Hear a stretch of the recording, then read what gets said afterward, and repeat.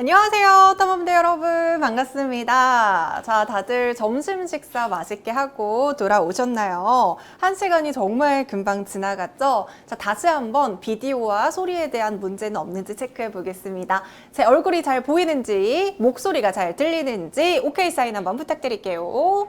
자, 임혁이, 지세리, 하엘이, 세빈이, 윤하, 태호 모두 다 소리랑 비디오가 문제 없이 진행이 되고 있는 것 같습니다. 자, 1부에 이어서 2부에도 여러분과 함께 하게 될 오늘 2부를 진행을 맡은 아나운서 김전희입니다.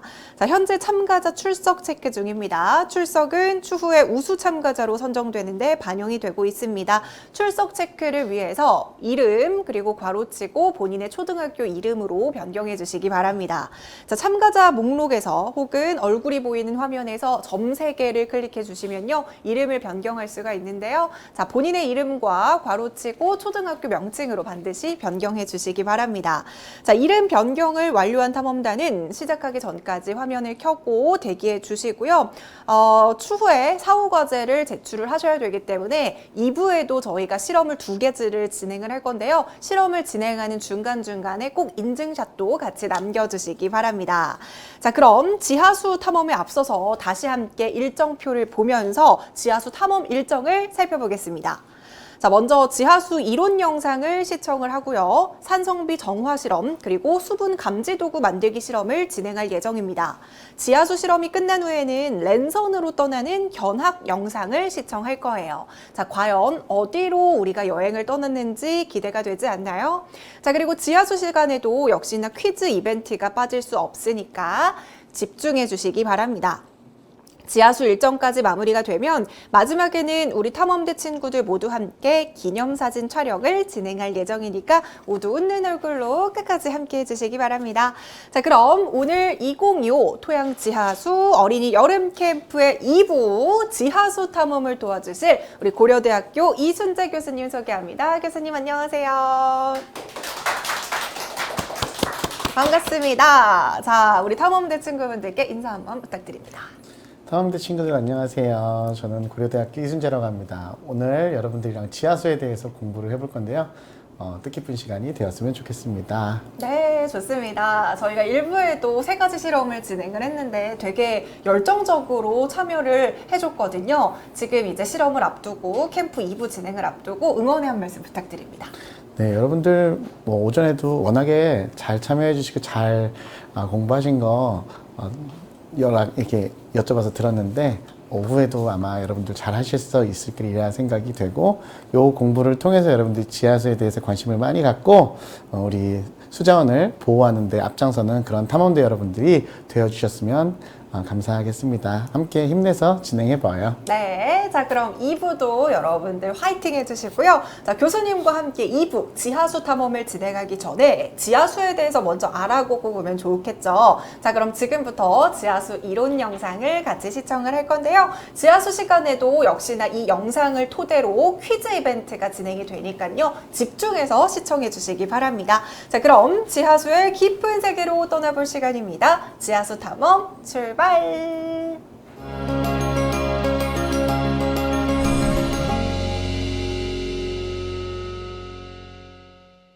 탐정단 여러분 안녕하세요. 수박사입니다. 여러분, 우리 몸의 80%가 물로 이루어졌다는 거 알고 계세요? 그만큼 물은 우리 생활에서 가장 필요한 요소이죠. 사람은 평생 동안 70톤 정도의 물을 마신다고 하는데요. 사람이 음식을 먹지 않아도 몇 주 정도는 살 수 있지만 물은 일주일만 마시지 않아도 목숨까지 위험해질 수 있다고 해요. 그 이유는 바로 몸속의 노폐물을 배출하지 못하기 때문이에요. 물을 마시지 않으면 목숨까지 위험해진다니 우리의 물이 정말 소중하게 느껴지지 않으세요? 네, 이처럼 물은 정말 중요한 역할을 하고 있어요. 네, 물은 지구의 온도와 자연 상태에 따라 고체, 액체, 기체의 형태로 존재해요.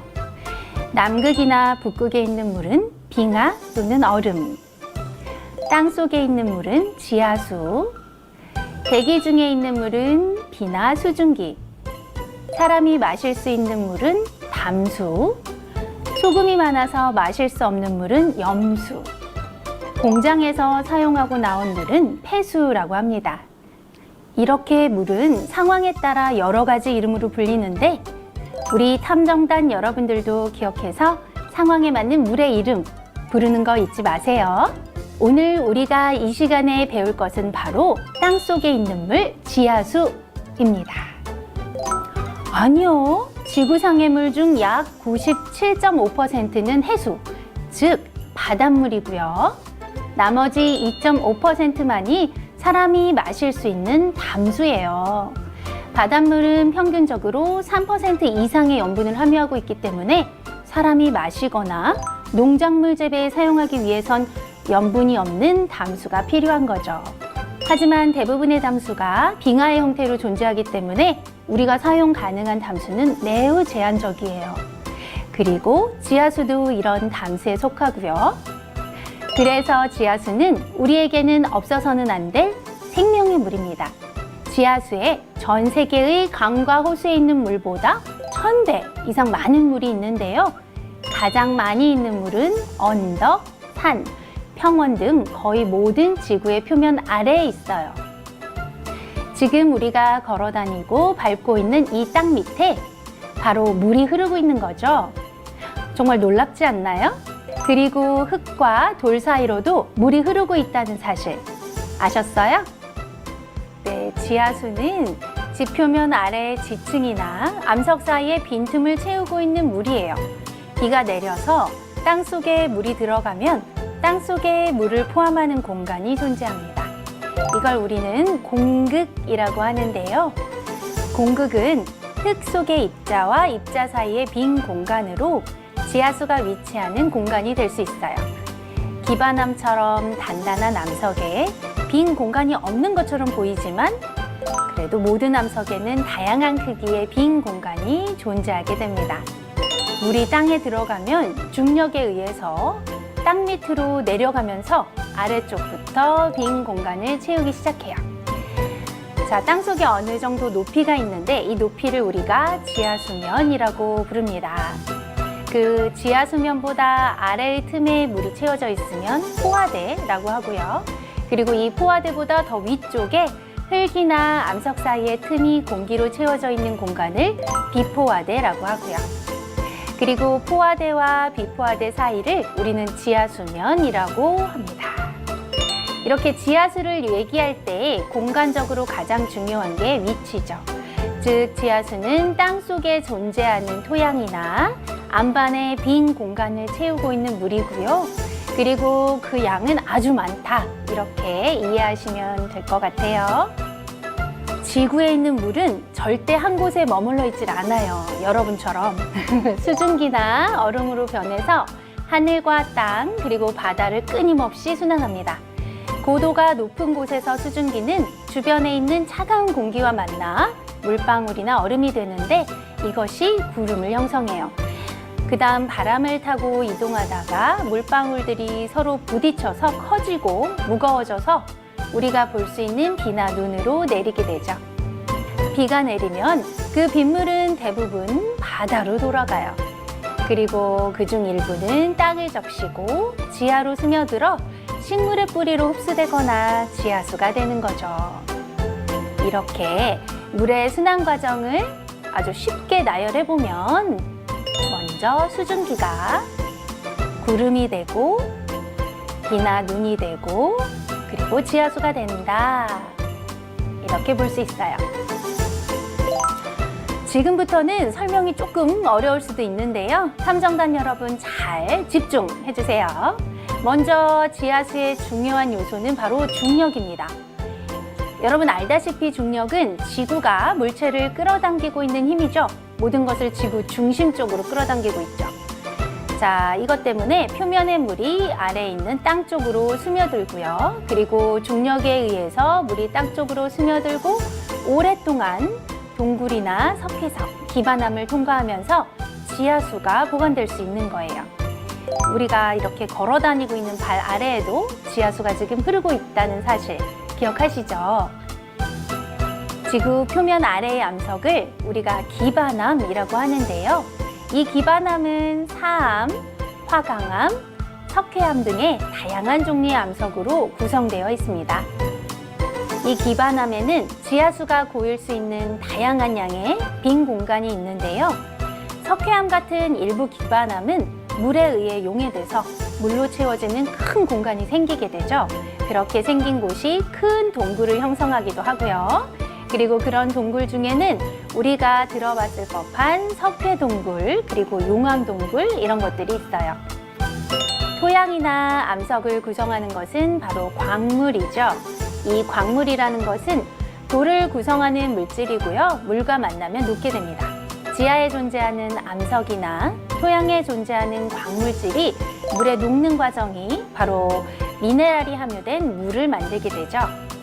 그래서 일반적인 지표수에 비해서 땅에 흐르면서 암석과 토양을 만난 물에는 미네랄이 많아요. 그리고 미네랄이 많은 물을 우리는 광천수라고 하는데요. 평소에 여러분들이 많이 마시고 있는 생수 있죠? 네, 그 생수가 바로 광천수다라고 이해하시면 아주 쉽겠죠. 그리고 이 미네랄은 우리 신진대사에 필요한 여러 물질을 만드는데 아주 필수적인 물질입니다. 네, 중력은 물을 지구 중심까지 끌어당기진 않아요. 다행이죠. 기반암 깊은 곳에는 화강암 등 밀도가 높은 물질이나 점토같이 물이 침투하기 어려운 암석층들이 있는데요. 이 암석층이 물의 수직 이동을 지연시키는 제한층의 역할을 하고 있죠. 자, 이것이 다공성층에 고여있던 하천, 강, 계곡, 호수와 같이 노출된 지표수를 향해 수평 방향으로 흐르게 하는 경향이 있어서 물이 계속 흘러가게 됩니다. 지하수는 토양 정화를 통해 깨끗해진 다음 하천이나 저수지로 모여서 여러 시설과 정수 과정을 통해 냄새와 세균 그리고 부유물을 제거한 다음 소독을 하고 우리가 마시는 수돗물이 됩니다. 이 지하수가 없으면 농업 그리고 공업 그리고 생활에 필요한 용수가 사라지겠죠. 또한 지하수는 탄소를 저장하는 탄소 저장소 역할을 하기 때문에 우리가 기후 변화를 완화하는 데 도움을 주고 있어요. 지구 온난화와 같은 극단적인 날씨나 그리고 해수면 상승은 우리 사람의 목숨까지 위협할 수 있는 큰 문제가 되고 있죠. 자, 탐정단 여러분, 이렇게 소중한 지하수가 오염이 되고 결국 우리의 일상까지도 위협하고 있다는 사실 알고 있죠? 우리의 가정에서 사용되고 버려진 생활하수, 그리고 공장에서 배출되고 있는 매연, 농촌에서 발생하는 농축산 폐수 등이 깨끗하게 정화되지 않은 상태로 하천이나 호수 혹은 땅속으로 들어가서 심각한 오염이 발생하고 있어요. 우리가 사용하고 있는 자동차에서 나오는 검은 매연 역시 지하수 오염의 큰 원인이 될 수 있죠. 자동차나 공장에서 배출되는 매연이 공기를 오염시키게 되고 그리고 공기 중에 수증기와 반응하면 황산이나 질산으로 변하게 되죠. 이때 황산과 질산은 비나 눈의 형태로 땅 위에 떨어져서 토양과 지하수의 오염을 시키게 됩니다. 더 심각한 건 이 토양 오염 물질은 오랜 시간 동안 분해되지 않고 축적된다는 것이죠. 이때 토양 오염이 다시 지하수 오염으로 이어지게 된다는 것 너무 비극적이죠. 이렇게 지하수의 오염이 심각하다라는 이유는 바로 지하수가 한번 오염되고 나면 정화시키는데 매우 오랜 시간이 필요하기 때문이에요. 지하수가 흐르는 속도만큼이나 정화시키는 시간도 역시 오래 걸리게 됩니다. 그만큼 문제를 오랫동안 일으키기 때문에 지하수 오염은 무엇보다 사전에 방지하는 노력이 중요합니다. 네, 탐정단 여러분, 우리가 이런 지하수가 그냥 오염이 되는 상황을 그냥 보고만 있을 순 없겠죠. 맞습니다. 당장 오늘부터라도 우리가 손쉽게 지하수 오염이 발생되지 않고 깨끗하게 유지하려면 뭘 할 수 있을까요? 우리의 소중한 지하수, 이것을 지키기 위해 어린이 탐정단이 할 수 있는 일은 첫 번째, 양치컵 사용하기. 두 번째, 세제 사용 줄이고. 세 번째, 샤워 시간도 줄이고. 네, 이 밖에도 음식을 먹을 때 음식을 남기지 않고 내가 딱 먹을 수 있는 만큼만 가져와서 먹는 것. 그리고 가까운 거리는 자동차 대신 자전거 잊지 마세요. 고대 그리스의 철학자 탈레스는 만물의 근원이 물이다 라고 말했어요. 그 정도로 물은 생존에 필수적인데요. 하지만 여러분, 물 부족 국가라는 말 많이 들어보셨죠? 네, 산업 발달, 인구 증가, 그리고 물 낭비 등으로 우리가 사용할 수 있는 물의 양이 점점 줄어들고 있어요. 그런데 그 물이 오염된다면 생각만 해도 너무 무섭지 않나요? 쌀은 밀이나 그리고 기름은 전기로 대체할 수 있는데 안타깝게도 물은 대체할 수 있는 것이 없거든요. 그래서 우리 모두 이런 물의 중요성에 대해서 알아야겠습니다. 토양과 지하수를 지키기 위해 노력할 시간이죠. 우리가 노력한다면 소중한 지하수를 오래오래 지킬 수 있습니다. 가족이나 주변 사람들에게 토양과 지하수의 소중함을 전파하는 것은 또 어떨까요? 그리고 친구들과 이야기를 나눠보는 것도 좋을 것 같아요. 우리 모두 토양과 지하수의 지킴이가 되어봐요. 약속!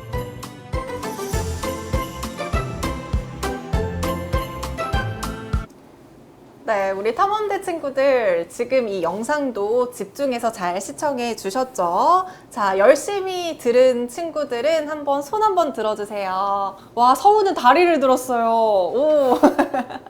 다들 열심히 시청을 해주신 것 같아요. 자, 그럼 2부에도 저희가 실험을 진행을 해보도록 할 텐데, 실험을 진행하기 전에 지금 영상을 보면서 지하수에 대해서 궁금증이 있어요 라고 하시는 분들은 질문 있어요 부채를 들어주시고, 아까 전에 뭐 부채 잃어버린 친구들도 있는 것 같아요. 부채 잃어버린 친구는 손을 번쩍 들어주시면 저희가 질문을 받아보도록 하겠습니다. 자, 질문 있는 친구들 교수님이 이쪽에서 한번 뽑아주시죠. 서울봉화초등학교 장희재 친구가 질문 있나 보네요. 네, 우리 희재 친구의 질문을 들어보겠습니다. 아래쪽에 있어요.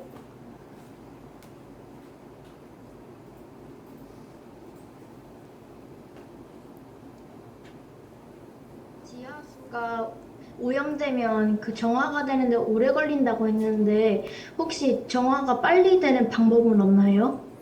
아주 좋은 질문을 해주신 것 같아요. 지하수가 정화가 오래 걸리는 이유는 지하수가 땅속을 흐름 속도가 매우 느리기 때문이기도 하고요.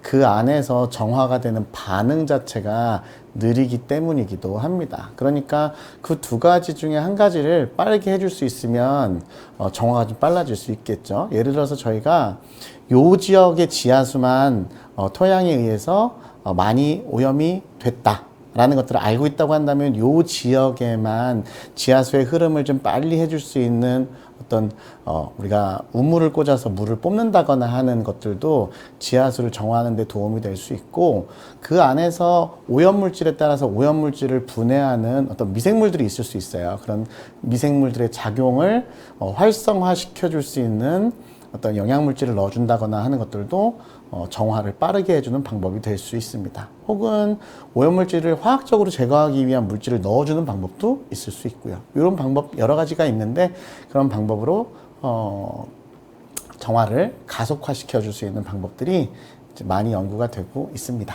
네, 자, 답변이 좀 되셨을까요? 자, 그럼 이어서 다른 친구들의 질문도 받아보겠습니다.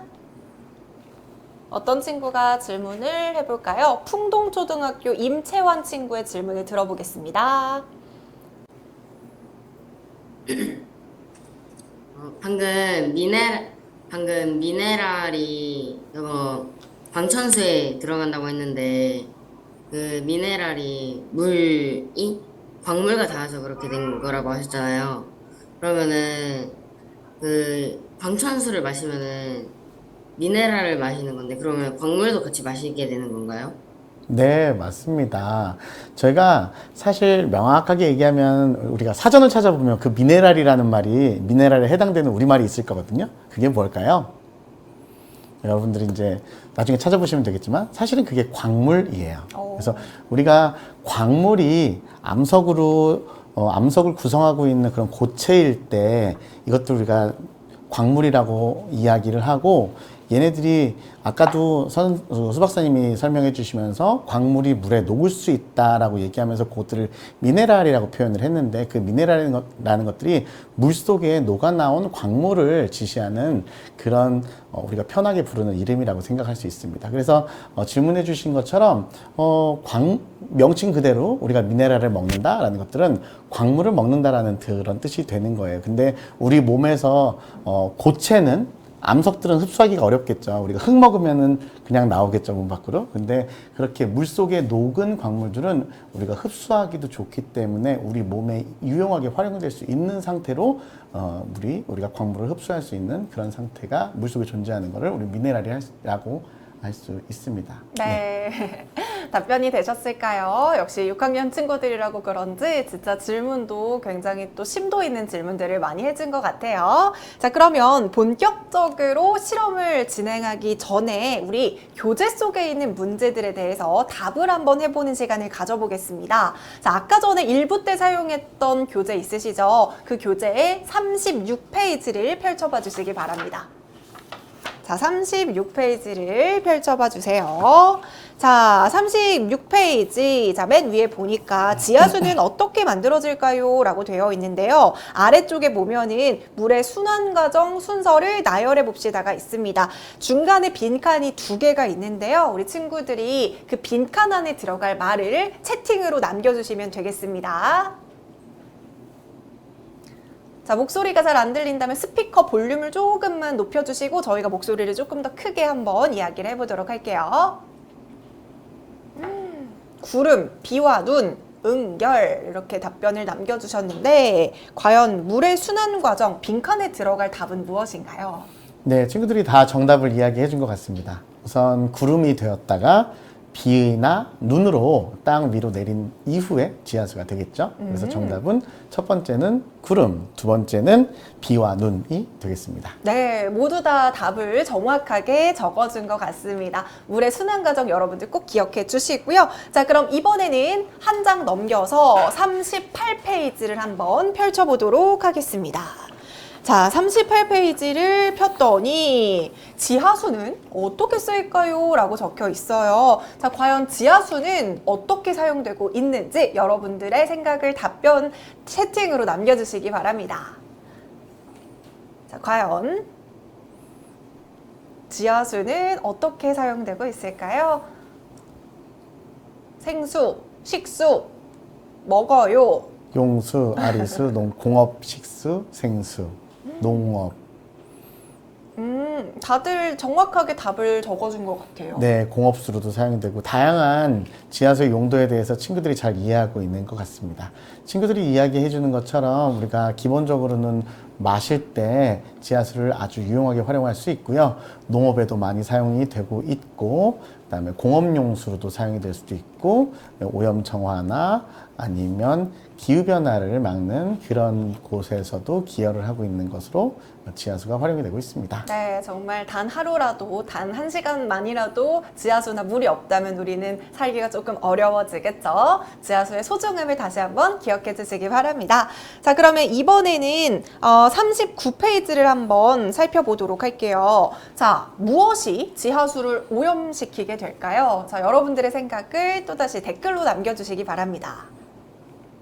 무엇이 지하수를 오염시킬까요? 폐수, 매연, 공장 폐수, 쓰레기, 인간. 오, 역시 다들 답을 잘 적어준 것 같아요. 네, 쓰고 버린 물. 네. 네, 친구들 다 잘 그 물의 순환 과정에서 지하로 들어가게 되는 오염이 어디서 기인하는지 친구들이 잘 이해하고 있는 것 같습니다. 아까 설명해 주신 것들도 친구들에게 많이 교육이 되었나 봐요. 그래서 네. 매연으로 인해서 대기가 오염돼서 오염된 비가 내려서 지하로 들어오는 것들도 친구들이 이야기해 주고 있고, 오물, 미세 플라스틱 등 최근에 아주 관심이 많이 가고 있는 다양한 오염물질에 대해서도 친구들이 이해하고 있는 것 같습니다. 너무 네. 똑똑하네요. 많아요. 그러니까요. 여러분들이 작성해주신 모든 댓글이 다 답이었습니다. 자, 이렇게 저희가 한번 교재를 통해서 지하수에 대해서 좀 개념을 짚고 넘어가는 시간을 가져봤고요. 자, 그럼 본격적으로 저희가 또 2부에도 실험을 진행해 보도록 하겠습니다. 2부에는 실험 2가지를 진행을 할 텐데요. 먼저 첫 번째로 진행할 실험은 산성비와 지하수라는 실험을 진행할 겁니다. 그래서 여러분들이 준비해 주셔야 되는 키트는요. 산성비와 지하수라고 적혀 있는 요 키트를 준비해 주시기 바랍니다. 아까 전에 초록 색깔 판을 그대로 깔아주시고 산성비와 지하수 키트 여러분 준비해 주시기 바랍니다. 자, 다들 준비가 됐나요? 윤슬이도 준비를 하고 있고 문혁이도 준비를 하고 있네요. 오, 병현이 준비했다고 동그라미 표시해줬네요. 자, 아주 재미있는 실험이 될 수 있고요. 그리고 우리 아까 전에 1부에서 토양을 모아달라고 말씀을 드렸잖아요. 그 모아져 있는 토양도 함께 준비를 해주시고 역시나 마찬가지로 수돗물이라든지 생수 500ml 정도를 같이 준비해 주시면 되겠습니다. 자, 그럼 실험 진행해 주시죠. 네, 저희는 여러분과 함께 산성비와 지하수라는 제목의 실험을 진행을 해보도록 할 겁니다. 친구들이 토양들 준비하는 부분에 대해서 궁금한 게 많이 있는 것 같은데요. 물도 필요하고 자갈까지 해서 여러분들 쓰고 있었던 그 토양들 다 모아주시면 저희가 이번 실험에서 한 번 더 사용을 해 볼 겁니다. 이번 산성비와 지하수 실험에서는 지하수를 만드는 그 비로부터 지하수가 생성되는 과정까지의 그 과정에서 땅이 어떤 역할을 하는지에 대해서 공부를 해보려고 합니다. 여러분들도 뭐 어떤 친구들은 이미 아시겠지만 대기 중에 우리가 사용하고 뱉은 호흡하면서 뱉은 이산화탄소 같은 그런 가스들이 많이 있는데 그런 가스들이 비가 내릴 때 빗물에 녹아서 비가 약간 산성을 띠게 됩니다. 이런 과정처럼 오염물질도 그렇게 녹아 들어갈 수가 있는데 대기 중에 오염이 심하게 되면 비가 훨씬 더 산성화가 되어서 산성비의 그 산성도가 점점 심각해지겠죠. 그러한 산성화된 물들이 땅속으로 들어오게 되면 토양도 산성화되게 만드는 그런 변화를 일으킬 수가 있는데 그 안에서 토양은 이것들을 방어하면서 다시 물의 수질들을 우리가 사용하기 좋은 중성의 물로 만들어주는 역할을 할 수가 있습니다. 네. 그런 토양의 역할을 우리 물의 순환 과정과 함께 이 실험을 통해서 알아보고자 합니다. 네. 자, 그러면 키트를 준비해 주시기 바랍니다. 네, 여러분과 함께 그럼 실험 키트를 한번 열어볼게요. 여러분들을 아마 이미 열어보셨을 것 같은데 열어보시면은 큰 플라스틱으로 되어 있는 투명한 지하수 흐름판을 여러분들 보실 수가 있을 것 같아요. 여기가 지하수 흐름판이고요. 그 다음에 노란색으로 되어 있는 막대처럼 되어 있는 pH 측정 장치 요게 또 들어 있습니다. 그리고 토양 안에서 산성비를 중화시키는 데 역할을 하게 되는 그런 구성물질로서 반응성이 좋은 석회석을 저희는 이번 실험에 활용을 해보려고 합니다. 이거와 함께 네. 요 봉지 안에 잘은 안 보이실 수 있는데 아주 투명한 이렇게 이런 메쉬가 들어있어요. 망이 들어있는데 이것들이 침수 보도 블럭의 역할로 우리가 실험에 사용을 하려는 그런 장치입니다. 조금은 변형해서 저희가 실험에 사용을 해볼 건데요. 저희가 친구들이 토양을 이미 잘 준비해 주었기 때문에 침수 보도 블럭의 역할을 토양으로 대체하고 요 망은 조금 더 실험이 잘 되는 역할로 활용을 해보도록 할게요. 네. 흙은 조금 있어도 괜찮습니다. 그래서 흙은 없으셔도 괜찮으니까요.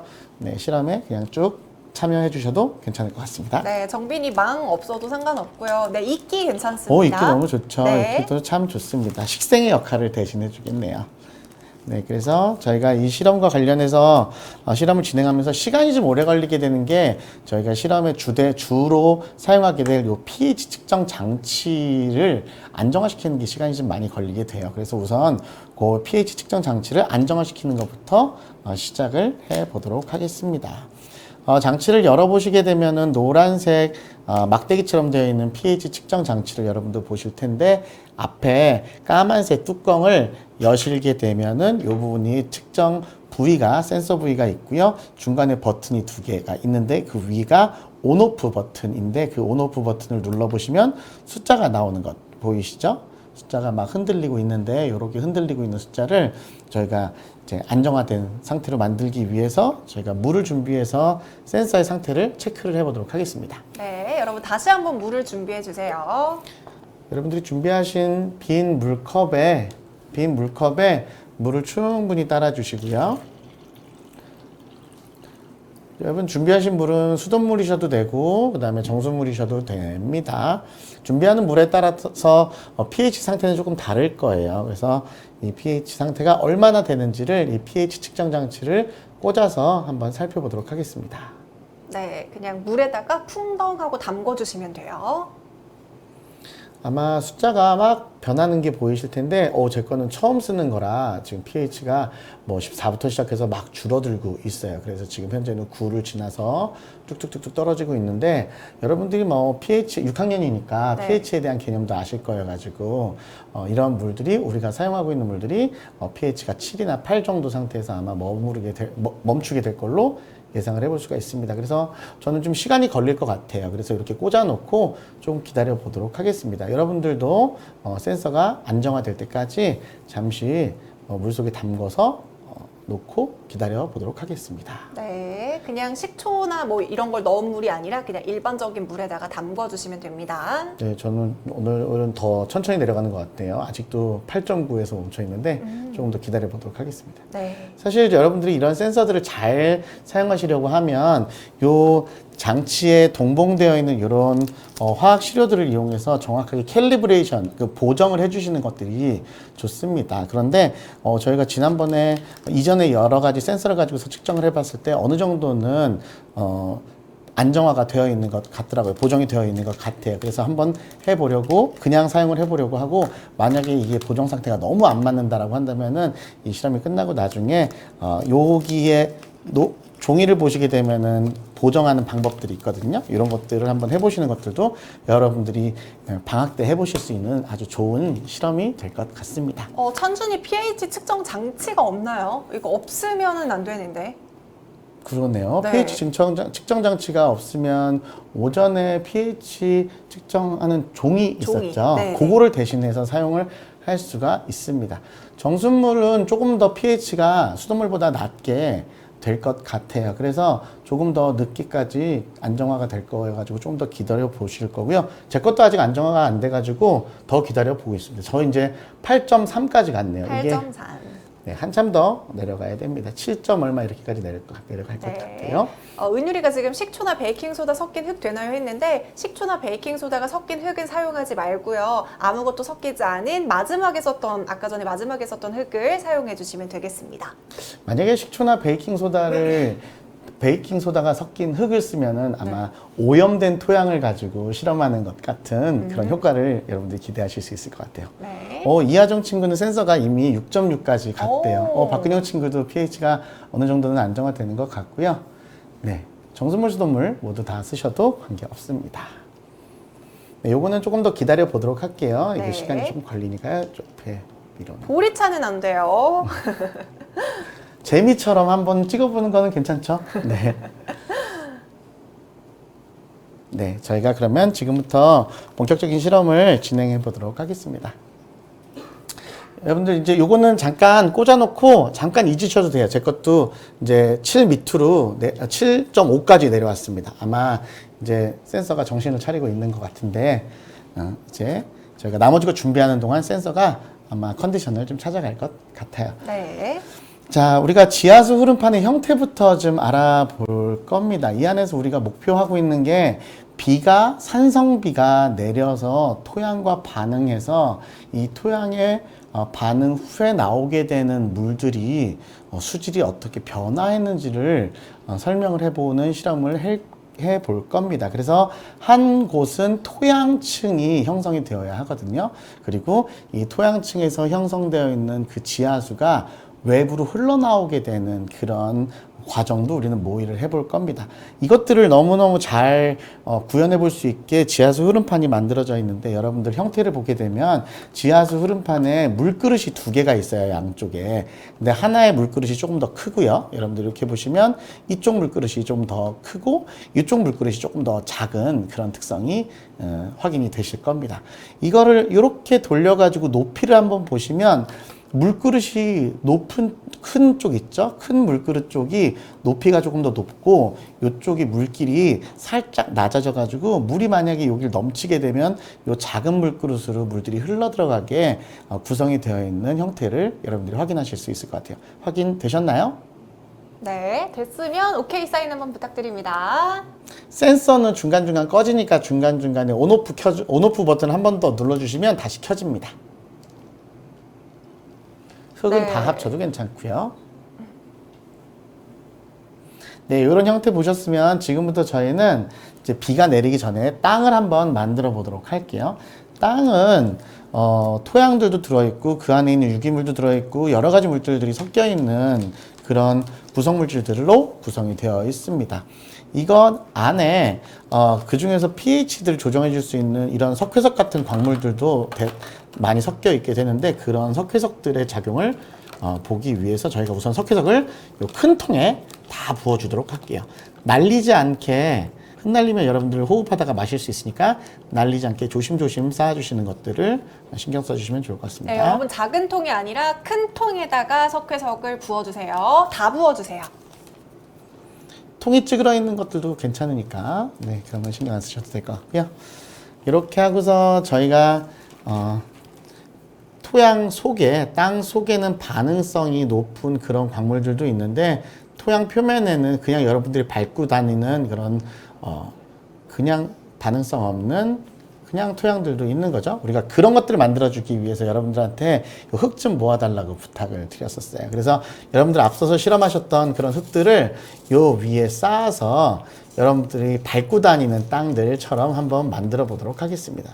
네, 석회석을 이런 식으로 사내 모양식으로 기울겨서 여러분들이 담아주시고 그 옆쪽에다가 흙으로 채워주시면 되겠습니다. 네, 이렇게 기울여서 만들어주게 되면 저희가 이쪽 끝에다가 비를 내리게 할 거거든요. 그럼 이렇게 비 내리는 것들이 지하로 들어가서 지하수를 만들고, 지하수가 그 이후에 주변으로 흘러나오게 되는 것들을 저희가 모의를 할 수 있습니다. 이게 흘러나오기 전에 우리가 아까 전에 요 망이 있었었는데, 그 망을 지하수가 흘러나오는 곳 앞에 살짝 심어주게 되면은 저희가 석회석 같은 것들이 마구마구 흘러나와서 뿌옇게 되는 것들을 좀 방지해서 조금 더 예쁜 실험 결과를 얻을 수가 있을 것 같습니다.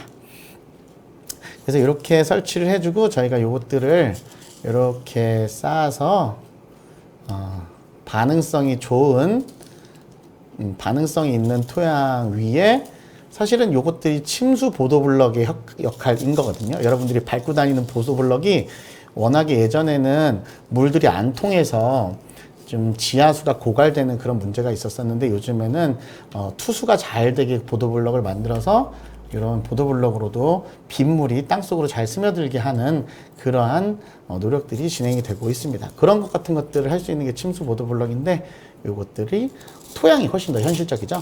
토양을 위에 덮어가지고 표토를 구성을 이렇게 해주도록 하겠습니다. 저는 흙을 좀 어제 썼던 것까지 많이 모아가지고 흙이 좀 많이 있어요. 여러분들이 흙이 이렇게 많지는 않죠. 이렇게 해서 저는 땅을 만들어 두었습니다. 네. 자, 여러분들도 잘하고 계시죠? 우리 가민이도 열심히 하고 있고, 도현이도 잘하고 있고, 시영이도 집중 있게 잘하고 있네요. 이거는 뭐 실험과는 관계없지만 하천에도 이렇게 토양 퇴적물 같은 것들이 쌓여 있어요. 그래서 그런 토양 퇴적물들도 조금 흙이 남는다면 여기 물길에 쌓아서 그냥 모양이 좀 예쁘게 만들어 보았습니다. 네. 오, 다들 열심히 하고 있네요. 좌삼초등학교 현우, 강민이, 연우도 열심히 하고 있고요. 손 흔들어주고 있네요.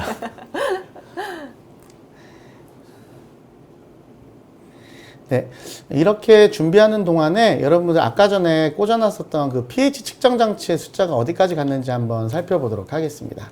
저는 엄청 많이 내려갔어요. 그래서 제 센서는 pH가 지금 6까지 내려갔네요. 오, 다들 7, 네. 7.3. 7.7. 네. 그런데 저희는 저희 센서는 6.12까지 내려가서 좀 많이 내려간 것 같은데, 다시 좀 올라오고 있네요. 네, 그래서, 6에 가까운 그런 pH를 보이는 상태로, 측정 장치들이 안정화되어야 합니다. 네. 이 상태에서 저희는 식초를 넣어서 산성비를 만들어 줄 건데, 요것들은 저희가 좀 이따가 센서 상태를 다시 한번 보고요. 이거 너무 떨어지는데요? 다시 올라오네요. 네. 6에서 한 6.5에서 7 사이 정도가 좀 안정화된 수치라고 보시면 되겠습니다. 여러분들 그 숫자가 안정화되면은 6.9 아주 정상적으로 잘 나오고 있는 값이니까 그걸 기준으로 해서 실험을 해보시면 좋겠고, 저는 저희가 요게 6 밑으로 좀 내려가가지고 5.8 이렇게까지 가 있네요. 저희가 어차피 산성의 수를 만들어 줄 거기는 한데, 이거는 좀 과하게 물들이 내려간 것 같아가지고 저희가 쓸 수 있는 다른 센서가 혹시 있으면 센서 하나를 다시 6으로 올라오네요. 이게 오늘 저희가 쓰고 있는 센서들이 저희도 여러분들이랑 똑같이 하려고 센서를 새 거를 개봉해 가지고선 쓰다 보니까 보정이 잘 안 된 그런 센서를 쓰고 있는 것 같습니다. 근데 요것들이 보정을 해서 쓰게 되면 조금 더 정확하긴 할 건데, 상대적으로 pH가 높아졌냐 낮아졌냐를 비교하는 거기 때문에 저희도 여러분들이랑 똑같이 요 센서를 사용을 해보도록 할게요. 저희가 그래서 요 센서의 초기 값은 저희 거는 다시 올라서 6.1 이렇게 올라가고 6.1. 이렇게 시작을 해보도록 하겠습니다. 네, 아무것도 넣지 않은 물에는 방금 pH가 6.1로 시작을 했습니다. 근데 저희 거 평소보다는 pH가 낮게 나온 것 같아요. 그래서 이 pH 센서 자체가 6.2를 보이고 있는데, 여러분들 보이시나요? 여러분들은 아마 이거보다는 숫자가 조금 더 높으실 것 같아요. 네, 7.9, 네. 7.09, 7.58도 괜찮아요, 나윤이. 네. 제온은 14면은 물에 조금만 더 담궈두시기 바랄게요. 네, 그렇게 보시고, 이 상태에서 우리는 지금부터는 산성비를 만들어 주어 보도록 하겠습니다. 저희 값이 좀 낮게 나온 거고요. 이게 여러분들이 사용하는 물의 수질에 따라서 pH는 달라질 수가 있는데, 8까지 7.8, 7.9 이렇게까지 가는 그 pH도 수돗물 같은 경우 나올 수도 있고, 정수 같은 경우는 7 부근으로 나올 수도 있고, 7 밑으로 살짝 낮은 값이 나올 수도 있는 상황입니다. 여러분들 다 괜찮은 pH를 보이고 계신 것 같습니다. 저희 여기에 오전에 쓰셨던 식초를 좀 넣어서 pH를 낮추어서 산성비를 만들어 보도록 하겠습니다. 네. 사실 저는 이거를 한 방울 한 방울씩 떨어뜨려서 pH가 어떻게 변하는지를 보고 싶은데, 사실 이 손이 떨려가지고 부르륵 들어가더라고요. 그래서 최대한, 최소한 조금만 넣는 형태로 한번 해보도록 하겠습니다. 네. 주르륵. 또 이렇죠. 네, 항상 이렇게 실수를 하는데 너무 많이 넣은 것 같습니다. 민찬이 노란색 색소 쓰는 게 아니라요. 아까 전에 우리가 1부 때 사용했던 식초를 사용하는 거고요. 식초가 없는 친구들은 주방에서 엄마가 요리할 때 쓰는 식초를 조금만 가져오시기 바랍니다. 예, 제가 너무 주르륵 많이 넣어가지고 pH가 뚝 떨어졌네요. 몇인가요? 벌써 3.1까지 떨어졌습니다. 여러분들은 좀 조금씩 넣는 거 성공하셨나요? 저는 실패를 해가지고 너무 많이 넣었어요. 저희는 4.5까지만 떨어뜨리고 싶었는데, 친구들도 저랑 비슷하게 3.4, 많이 돼요. 4.42. 네, 4.4. 저 친구는 손이 아주 좋네요. 3이요, 5.1, 네, 멈췄어요. 네, 그래서 여러분들 여기서 확인하실 수 있는 것들은 물에다가 산성에 해당되는 그런 식초를 넣으니까 pH가 뚝 떨어지는 거 확인하실 수 있었죠. 그래서 이렇게 pH가 떨어진 상태의 그런 산성화된 물을 우리는 산성비다라고, 우리가 준비한 산성비라고 해서 실험에 사용을 하도록 하겠습니다. pH가 1까지 떨어진 거는 물을 좀 섞어가지고요. 네. 아니면 새로 만드시는 것도 괜찮을 것 같아요. 물에다가 이렇게 만들어줍니다. 저희 pH는 3.1 정도에서 멈췄어요. 그래서 3.1. 저희의 pH는 3.1짜리 산성비를 가지고서 실험을 하는 그런 상태를 실험을 해보도록 하겠습니다. 네, pH 6.1, 5.19 이런 거는 실험하기 딱 좋은 것 같고요. pH 3.34도 괜찮을 것 같습니다. 그리고 2.1인 경우 같은 경우는 물을 좀 섞어주신다거나 아니면 물을 반반 섞으신다거나 하면은 조금씩 좀 변하게 될 것 같고요. 아주 물들을 천천히 흘려주시면은 그 pH가 2.1인 경우도 네, 아마 금방 중화되는 결과들을 확인을 하실 수 있을 것 같기는 합니다. 식초는 요 물에다 부어주시는 거예요, 물통에. 네. 네. 네, 이렇게 식초를 넣어서 산성 B를 준비했으면 산성 B를 부어서 B를 내려주도록 하겠습니다. 사실 어디서부터 괜찮은 거예요? 라고 친구들이 질문을 해주었는데 원래 있었던 pH보다 낮은 상태로 해서 산성화된 물을 만들어 주시면 여러분들은 뭐 그 상태에서 실험을 하시는 데는 문제가 없습니다. 네, 처음에 pH 값, 식초를 넣었을 때 값, 그 다음에 B를 뿌려주고 최종적으로 물이 나왔을 때 pH 값 어떻게 각각 변하는지를 체크해 주시면 되겠습니다. 자, 저희가 지금부터 B를 한번 내려주도록 할게요. 비를 내릴 때 여러분들 비가 너무 한꺼번에 비가 많이 내리면 홍수가 날 수가 있죠. 그래서 그런 비가 많이 나와서 나게 되는 재해가 없게 물들을 좀 천천히 부어서 비가 젠틀하게 내리는 그런 상황을 한번 만들어 보겠습니다. 네, 물을 천천히 여러 번에 걸쳐서 부어주세요.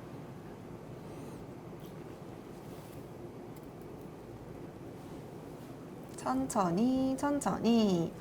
물이 지금 밑에 있는 석회석 쪽으로, 가루 쪽으로 스며들고 있네요. 네, 그래서 지표에서 땅으로 스며드는 중력에 의해서 스며드는 그 물들이 지하로 들어가서 아래에 있는 공간들을 지금 채우고 있는 게 옆면에서 보이실 수가 있어요. 그래서 네. 점점 아래서부터 토양들이 물에 채워지고 있는 곳이 보이게 되는데 거기가 지하 수면이겠죠. 그래서 그런 지하 수면들이 형성되는 과정이 있고 아직은 이 물그릇이 대수층이라고 하는 지하수를 담고 있는 그릇인데 그 그릇이 아직은 채워지지 않아서 조금 더 물들을 부어주어도 대수층들이 물들을 담을 수 있을 것 같습니다. 그래서 비를 더 내려주도록 할게요. 네. 그래서 비를 쭉쭉쭉쭉쭉 내려줘가지고 물이 반대편으로 흘러갈 수 있을 정도로 부어주세요. 네, 그래서 이렇게까지 오게 되면 어느 정도 지금 저희 그 대수층은 물이 거의 찼어요. 그래서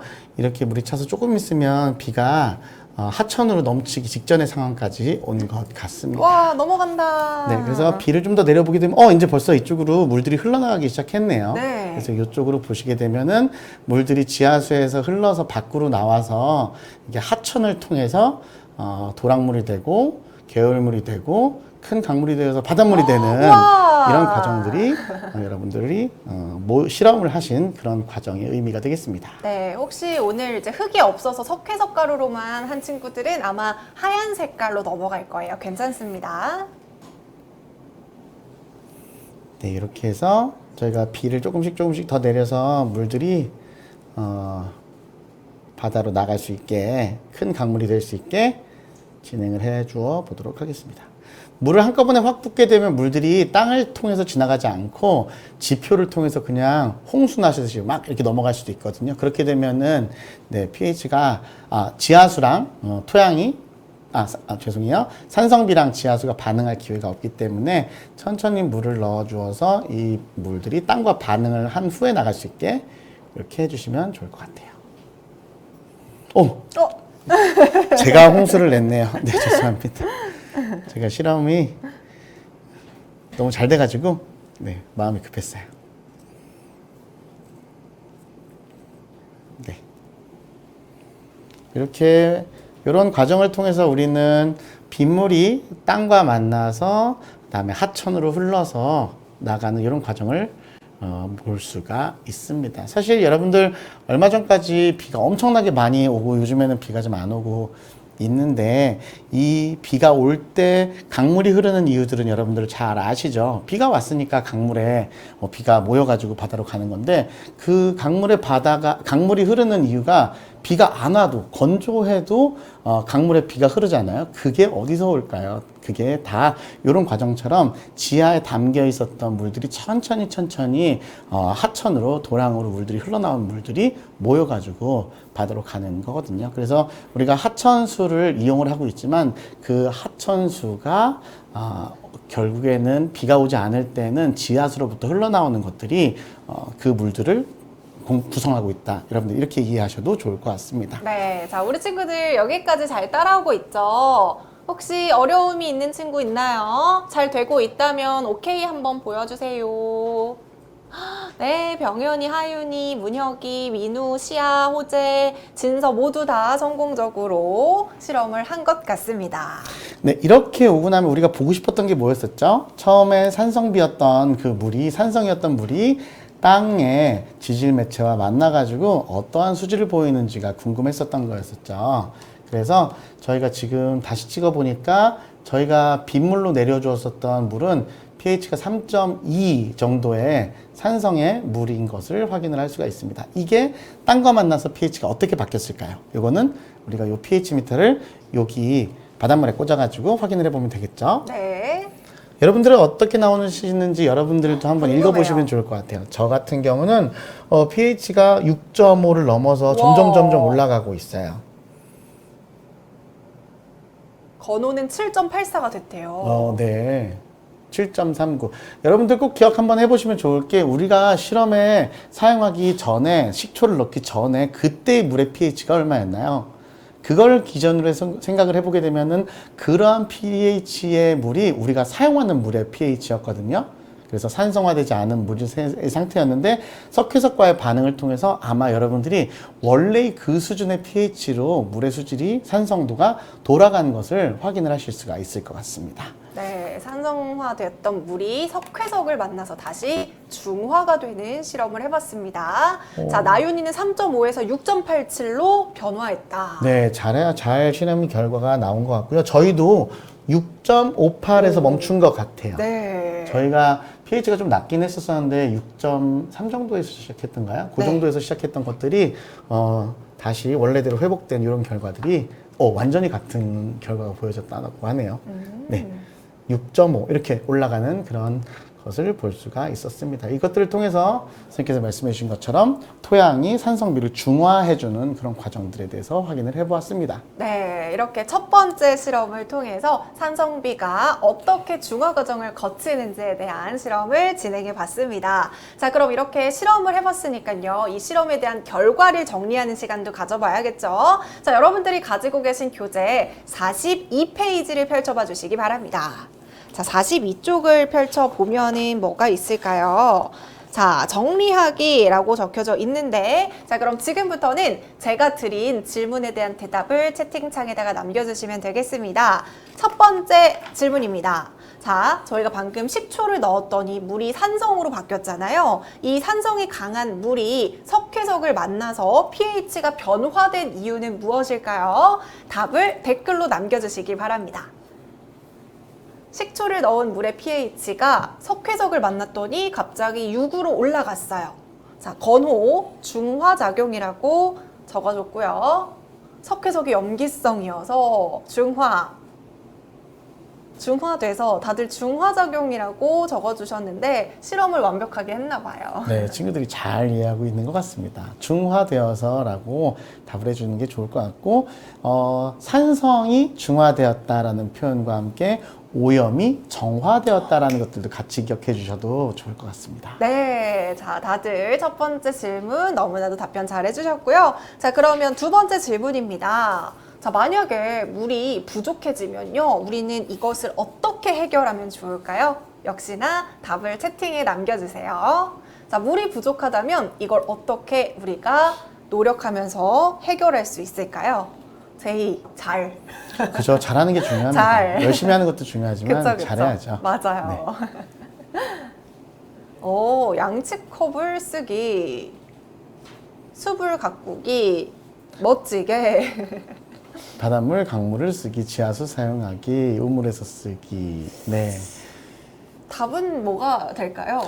친구들이 얘기해 주는 게 또 다 방법이 될 수가 있을 것 같아요. 우리가 쓸 수 있는 물이 없으면 다른 곳에서 물들을 가져와서 쓴다거나 아니면 대안이 될 수 있는 수자원을 찾는다거나 해야겠죠. 그래서 네. 예전에 보면 아껴 쓰고 나눠 쓰고 바꿔 쓰고 다시 쓰고 하는 그런 아나바다 같은 것들이 다 방법이 될 수 있는데 그죠. 아나바다가 참 중요한 그런 힌트가 될 수 있을 것 같습니다. 그런 것과 관련해서 봤을 때 바닷물을 담수화시켜서 쓰는 것들도 방법일 수 있고요. 그다음에 이제 물을 아껴 쓰는 것들도 방법일 수가 있습니다. 네. 그런 것들도 다 방법이지만 이 실험을 하고 여러분들한테 물어볼 때 어떤 것들이 더 방법이 될 수 있을까요? 그 정답일까요? 뭘까요, 여러분? 저희는 지하수 실험을 하고 있는데 지하수 실험을 하고 있는데 여러분 정답이 뭐가 될 수 있을까요? 아까 친구들이 이미 답을 많이 해주셔가지고 네. 그쵸, 지하수 쓰기라는 이런 것들이 답이 될 수 있습니다. 저희가 지금 쓰고 있는 물들은 지하수를 많이 쓰고 있지는 않아요. 그래서 쉽게 물들을 얻을 수 있는 것들이 하천에 우리가 아직 물을 많이 가지고 있기 때문에 하천수를 많이 사용을 하고 있는데 이 하천에 있는 물들이 조금씩 기후변화에 따라서 모자라지게 되면은 그런 물들이 잘 안 보이긴 하지만 여전히 땅 속에는 많은 물들이 있거든요. 그 지하수를 우리가 이용하게 되면은 저희는 지속적으로 충분한 물들을 개발해서 여러분들이 활용을 할 수가 있습니다. 그래서 네. 지하수를 사용하는 것들도 참 좋은 방법이 될 수 있다라는 것들을 기억해 주시면 좋을 것 같습니다. 네. 자, 그럼 이렇게 첫 번째 실험은 마무리를 했고요. 방금 만들었던 키트는 옆쪽에다가 살짝 치워주시고, 자, 그 다음에 두 번째 키트를 꺼내 볼 텐데요. 자, 두 번째 키트는 지하수 수분 감지 도구 실험 도구를 꺼내 주시기 바랍니다. 로봇 모양이 그려져 있는 약간 판 같은 게 있거든요. 마지막 실험 도구를 꺼내 주시기 바랍니다. 자, 그러면 교수님과 함께 재료를 알아보고 어떤 실험인지도 설명해 주세요. 네, 저희가 지금부터 실험할 것은 43페이지에 있는 지하수 수분 감지 도구 실험입니다. 여러분들 준비물을 한번 열어서 살펴보게 되면 참 재밌는 것들이 많이 있는데 하나씩 살펴보시고 준비물을 함께 확인을 해보도록 하겠습니다. 이 안에 보시면 먼저 크게 나무판으로 되어 있는 로봇을 만들 수 있는 조각들이 있죠. 이것들이 있고 디귿자 모양으로 나와 있는 센서가 있고 그 다음에 기판이 있고 전선이 있고 그 다음에 건전지에 전원 공급 장치가 있고 건전지가 있고 그 뒤에 이런 것들을 고정시키는 데 사용하는 양면 테이프가 있으며 그 다음에 여기 어떤 용도인지 아직은 모르시겠지만 연필이 있습니다. 여기까지가 여러분들이 준비하셔야 될 내용들이에요. 구성품은 다 확인을 하셨나요? 네, 다들 지금 저희가 소개한 제품 구성품들 있죠? 다들 있나요? 네. 다들 있다고 답해 주셨어요. 네, 있습니다. 우리가 요것을 가지고 수분 감지 도구를 만들 겁니다. 요 수분 감지 도구는 땅 속에 존재하는 물을 인지할 수 있는 장치일 거예요.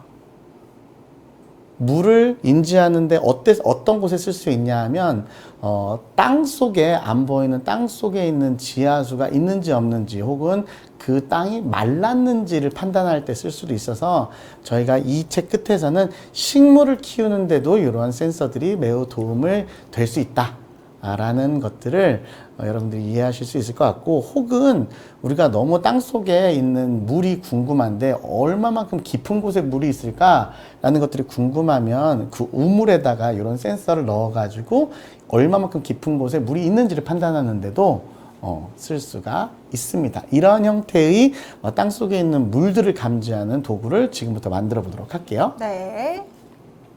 자, 우선 저희가 여기 각각의 구성품들을 연결만 각각 해줄 수 있어도 여러분들이 금방 이것들을 설치할 수가 있는데 핵심은 아마 전선일 것 같습니다.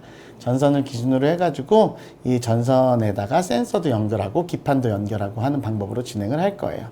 한쪽 끝을 보게 되면 전선 두 개가 쌍을 이루고 있는데 이게 까만색으로 마감이 되어 있는 곳 끝을 보시게 되면 여기 구멍이 있는 것들이 보실 수가 있어요. 그래서 요 구멍이랑 우리가 먼저 센서, 디귿자 모양의 센서를 들어서 이 센서 뒤쪽에 있는 두 개의 침이 보이시나요? 여기 두 개의 침. 이 두 개의 침을 요 전선과 연결하겠습니다. 요렇게요. 자, 침을 구멍에 넣어주세요. 구멍이 아주 잘 뚫려 있어 가지고요. 잘 맞춰서 쿡 누르면 센서와 전선이 아주 쉽게 연결이 됩니다. 지금 가은이도 열심히 하고 있고요. 윤재는 이미 끝났나 봐요. 윤재 잘했어요.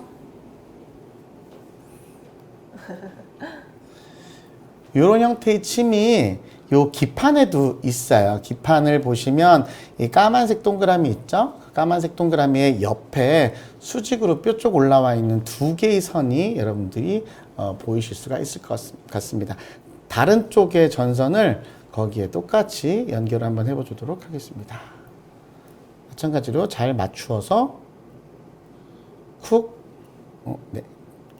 눌러주시기만 하면 아주 쉽게 연결을 하실 수가 있을 거예요. 자, 그럼 이렇게 전체적으로 완성된 모습입니다. 자, 완성한 친구들 화면에 한번 보여주세요.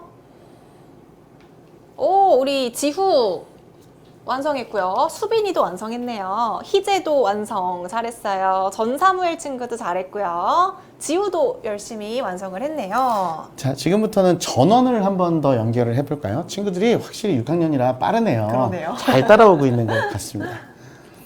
여기 전원 공급 장치가 이렇게 배터리를 끼울 수 있는 그런 장치가 까만색으로 있고, 여기에 아주 친절하게 빨간색 선과 까만색 도선이 이렇게 연결되어 있는 것들이 확인이 되시죠? 요 까만색 선과 빨간색 선과 까만색 선의 그 끝에 살짝 끊어져 있는 요 도선의 껍데기를 쭉 빼가지고 제거를 해주시면 저희가 연결할 수 있는 금속 선이 안에서 나오게 됩니다.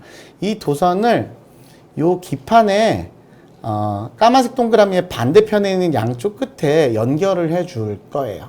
여기 보시면 요 양쪽 끝에 구멍이 있거든요. 이 구멍에 요 도선을 잘 연결을 해주면 이제 됩니다.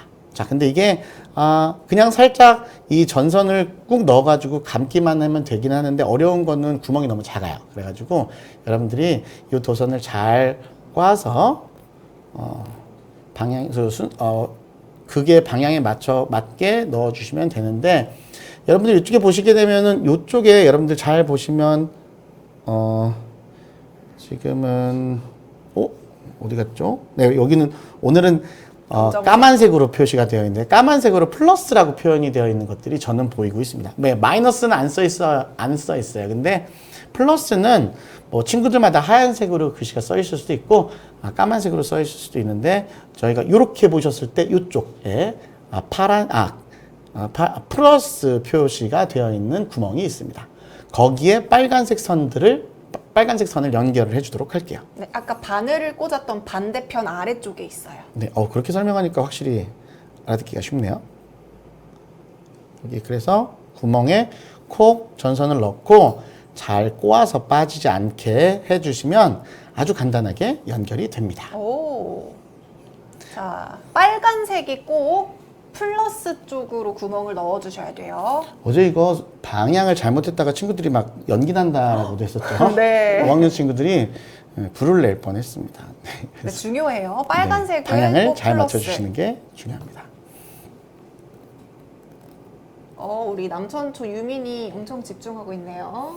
같은 방법으로 까만색 선도 연결을 해주도록 하겠습니다. 음극을 연결을 해주고 나면 어려운 거는 다 끝난 것 같아요. 네. 근데 확실히 6학년이어서 그런지 다들 뭐 문제 없이 잘하는 것 같네요. 문제는 저한테 있는 것 같아요. 예, 그런가요? 제가 잘 안 되네요. 네. 자, 다 한 친구들은 한번 화면에 보여주셔도 될 것 같아요. 뭐야, 우리 남천초 유민이는 벌써 다 했어요. 인형이도 다 했고, 지우도 다 했고. 손이 빠르네요. 우리 영재도 잘했고. 그럼 여기에 이제 배터리를 한번 연결을 해볼까요? 배터리를 껍데기를 열어서요. 자, 여러분 배터리를 끼울 때는요, 배터리 한번 끼우면 빠지는 게 되게 어려워요. 그래서 배터리 잘 보면 플러스 마이너스가 있기 때문에 이거를 꼭 확인한 다음에 배터리 넣어주세요. 한번 넣으면은 빼기가 너무 어려워요. 네, 친구들 그 배터리의 방향은 잘 아시겠죠? 그래서 스프링 있는 쪽이 음극이 될 수 있게 해가지고 밀어주고, 그다음에 하나 더 스프링 있는 쪽을 음극에 맞춰서 쿡 넣어주시면 연결이 됩니다. 네, 배터리는 빼기 어려우니까 꼭 여러분 플러스 마이너스 잘 보고 넣어주셔야 돼요. 자, 배터리까지 넣은 친구들은 하얀 색깔 스위치를 한번 눌러봐 주세요. 그러면 불빛과 함께 소리가 날 겁니다. 여기 보시면 하얀색 이 부분 스위치가 있는 거거든요. 그래서 이거를 이렇게 콕 눌러주시면 연결이 잘 되고 나면 빨간색, 파란색 불들이 나오게 됩니다. 불빛 나는 친구 있나요? 불빛 한번 보여주실래요? 헉, 하윤이 완성했어요. 우와, 너무 잘했다. 하빈이도 연결 잘 한 것 같아요. 지세리, 성현이도 다 불빛이 나네요. 뭐야? 성윤이는 벌써 로봇까지 만들었어요. 아, 선행학습을 잘하는 우와. 친구인가 봅니다. 근데 확실히 진짜 친구들이 너무 잘하네요. 네. 저희가 좀 빠를 수도 있는데 이 부분을 좀 그 다음에 로봇을 만드는 과정을 진행하면서 조금 기다려 줄 수 있을 것 같아요. 시영이, 소연이도 완성했고. 내정초, 나은이는 다 했나요? 잘했구나. 네네, 맞아요. 네. 국제호 학생도 반짝반짝 빛나는 거 확인해 주셨어요. 나윤이도 확인해 주셨고, 김소연 학생도 잘 연결시켜 주셨네요. 김시영 학생도 잘 하셨고. 강민이도 잘했고, 은유리도 했고. 다들 잘했네요, 진짜. 여러분들이 이 삐 하는 소리가 뭘까요? 삐 하는 소리. 이 삐 하는 소리가 우리가 실험에서 의도하는 것처럼 수분을 감지하기 위한 신호입니다. 그래서 우리가 그 전에 실험에 사용했었던 물들이 있으면 물에다가 요 센서를 이렇게 담그면 네, 이렇게 담그면 이제 소리가 나는 게 멈추게 되죠. 네. 그렇게 되면서 빨간 불이 녹색 불로 바뀌게 되는 것을 확인을 하실 수가 있습니다. 자, 물에 넣으면 소리가 멈춥니다. 그래서 이렇게. 수분 감지 도구인 거예요. 네. 이렇게 작동을 하는 거고요. 네. 이렇게 해서 수분 감지 도구가 연결이 되고 나면 여러분들이 네, 요 디귿자 형태의 센서를 물에다가 넣으시면 됩니다. 네, 요게 센서예요. 요것들을 넣으시면 되고, 아까 우리 실험했었던 그 토양 안에다가 요것들을 넣어주시게 되면은, 지금 토양 안에 물이 있으니까 저희가 파란색으로 소리가 안 나는 상태가 되는데, 만약에 이것들이 뽑혀가지고 물에서 나오게 되면 이제 물이 없어요 라는 형태의 신호가 소리가 나면서 우리한테 신호를 줄 수가 있게 됩니다. 네, 이런 형태로 작동을 하게 되는 게 지하수 수분 감지 도구가 될 거고요. 이것들을 우리가 로봇으로 만들어주기 위해서 우리가 준비한 게 이 나무로 되어 있는 로봇입니다. 이 로봇을 지금 센서를 연결하는 과정에 센서를 다 연결하신 친구들은 로봇을 한번 만들어 보도록 할게요. 이것들을 다 풀러가지고요. 이것들을 손가락으로 툭툭 밀면은 똑똑똑 떨어지거든요. 부품들이. 그래서 이것들을 하나씩 우선 다 띄워주시고 연결을 해 보겠습니다. 네. 이렇게 하고 나면은 가운데 있는 요 로봇이 있는데 이 로봇과 함께 여러분들한테 드렸었던 연필이 아주 중요한 역할을 할 거예요. 그래서 네.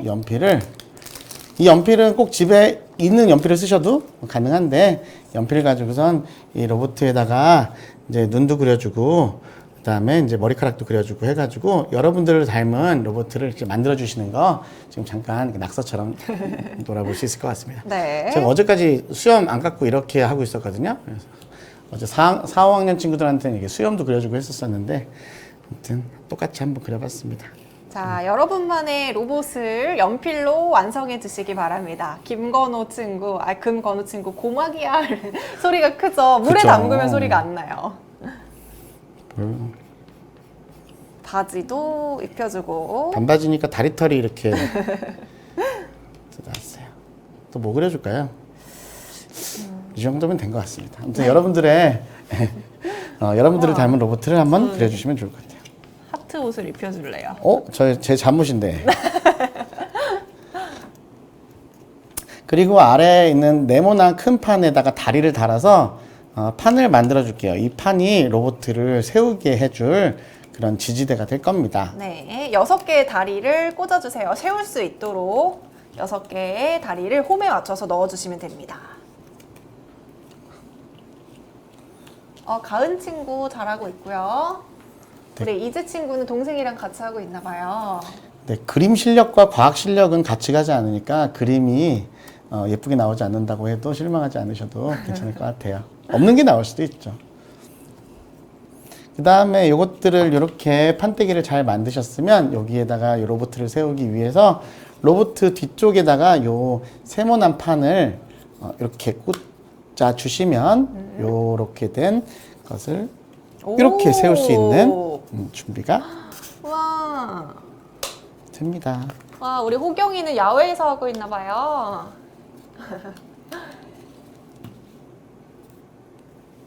다들 로봇 조립 어렵지 않죠?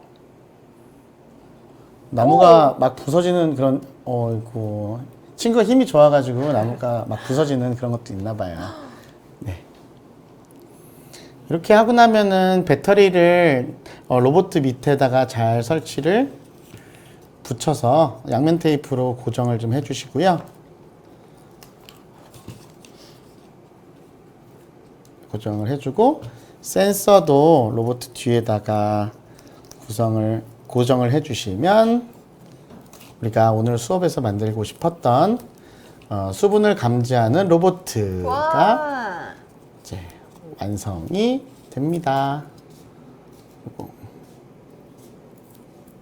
이 로봇을 내가 키우는 화분에다가 사용하면 되겠네요. 와. 다들 완성했나요? 헉, 병현이 완성했다고 보여주고 있네요. 완성한 친구들 화면에 한번 보여주세요. 우리 창녕초 성현이도 완성했고요. 임혁이도 완성했고요.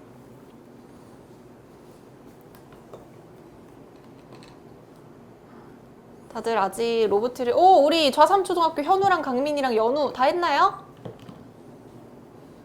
네. 우리 사무엘 친구도 다 했고 원영이도 다 했고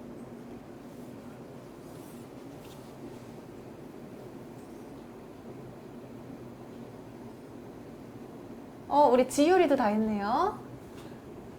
채원이도 지금 다 했다고 보여주고 있고 지세리도 우리 사냥초 다 하고 있나요? 9명의 친구들.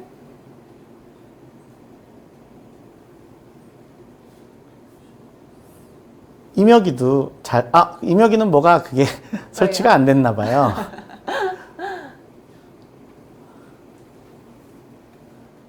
예린이도 지금 다 했다고 보여주고 있고 지필이는 또 이제 동생이랑 같이 하고 있나 봐요.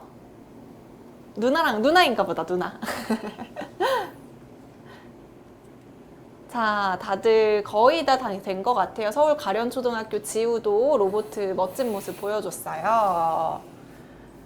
자, 그러면 저희가 이렇게 두 번째 실험까지 해봤는데요. 일단은 저희가 영상을 먼저 한번 볼 게 있어요. 그거 끝나고 또 여러분들이 궁금한 질문들도 뒤에서 다양하게 한번 받아보도록 하겠습니다. 자, 이렇게 두 가지 실험을 했는데 어떻게 지하수가 만들어지고 어떻게 물이 이동하는지 이런 부분들을 알게 돼서 되게 신기한 시간이었던 것 같은데 오늘 실험도 너무너무 재밌었다 하는 친구들은 손 한번 번쩍 들어줄래요?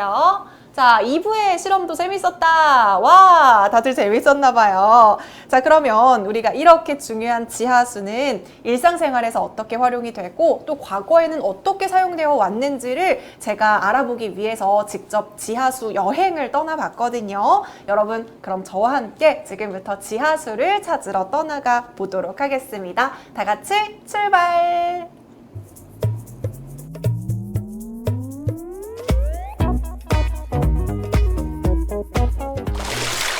2025 토양지하수 어린이 여름 캠프의 탐험대 친구들 안녕하세요. 저는 지금 강원특별자치도 양양군에 위치한 아주 아름다운 산 설악산에 와 있습니다.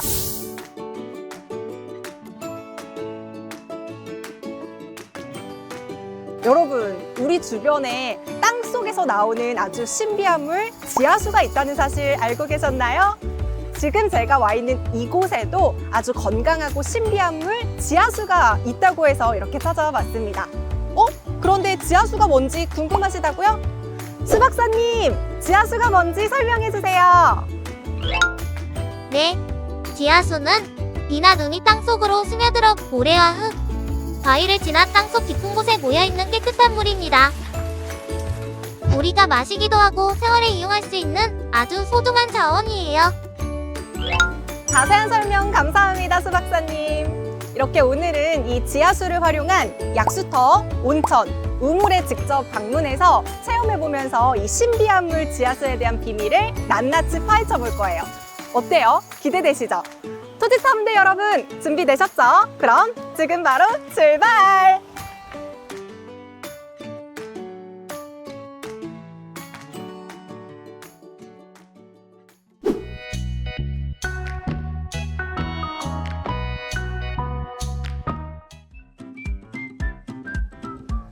아, 진짜 이곳에 신비한 지하수가 있을까요? 저기 뭔가 있는 것 같은데요? 함께 관찰해 볼까요?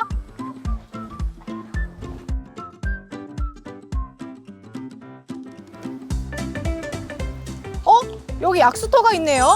이 지하수는 뭘까요? 수 박사님, 알려주세요.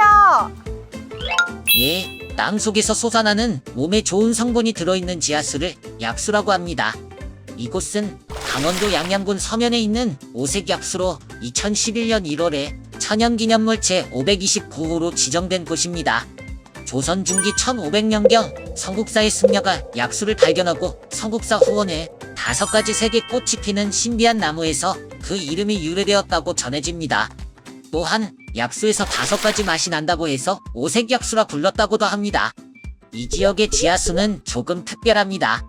화강암에 들어있는 소듐, 철분, 마그네슘 같은 성분들이 지하수에 많이 녹아 있어서 이 물은 약산성 탄산수가 되었습니다. 게다가 소듐 함량이 높아 특이한 맛과 색을 지녔습니다. 또한 철분도 풍부해서 위장병, 빈혈증, 신경통 등 건강에 효과가 있다고 알려져 있습니다. 자세한 설명 감사합니다, 또 박사님. 그럼 이번에는 pH를 측정해 봐야 될 것 같은데요. 여기서 잠깐, 우리 탐험대 여러분들은 pH가 뭔지 알고 계신가요? pH란 어떤 물질이 산성인지 알칼리성인지를 나타내는 수치를 의미합니다. pH 7은 중성으로 우리가 마시는 깨끗한 물이 있죠. pH 7보다 작으면 산성으로 시큼한 맛이 나는데 식초가 대표적인 예입니다. pH 7보다 크면 알칼리성, 즉 염기성이라고 하는데요. 쓴맛이 나고 미끌미끌한 특징을 가지고 있습니다. 맞아요. 비눗물이 그런 성질을 가지고 있죠. 0에 가까울수록 아주 강한 산성, 14에 가까울수록 매우 강한 염기성, 7이면 딱 중성. 어린이 탐험대 여러분, 잘 이해하셨나요? 그럼 저도 한번 측정해 볼게요.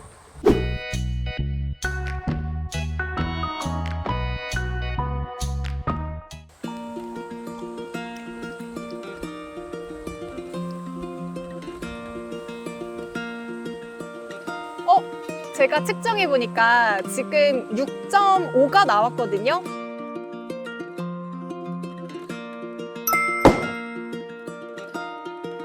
제가 직접 실험을 해보니까 진짜 약산성 탄산수가 맞네요.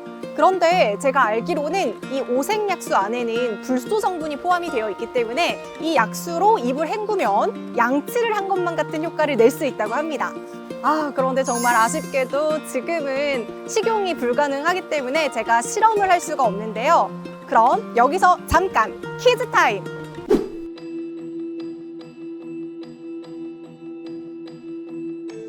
오색약수는 소듐, 철분, 마그네슘 등이 녹아 만들어진 약산성 탄산수죠.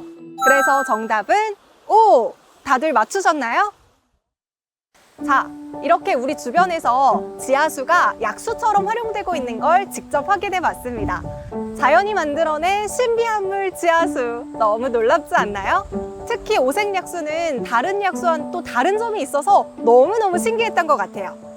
이 지하수를 다른 장소에서도 아주 특별하게 탐험해 볼 수 있다고 하는데요. 앞으로도 이 지하수의 비밀을 낱낱이 파헤쳐 보도록 하겠습니다. 토양 지하수 탐험대의 탐험은 계속됩니다.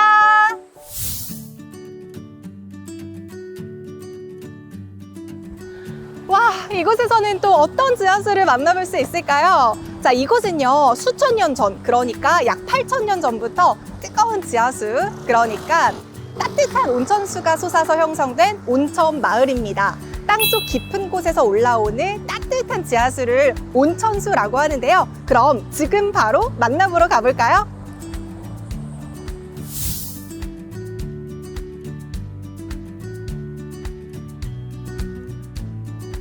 이번에는 척산 온천마을의 온천수를 체험해 보려고 하는데요. 물이 무색 투명하고 미끈미끈하다는 특징이 있다고 합니다.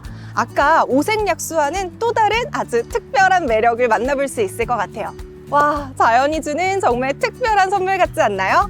바로 이곳에서 조격이 가능하다고 하는데요. 그럼 한번 체험하러 가볼까요?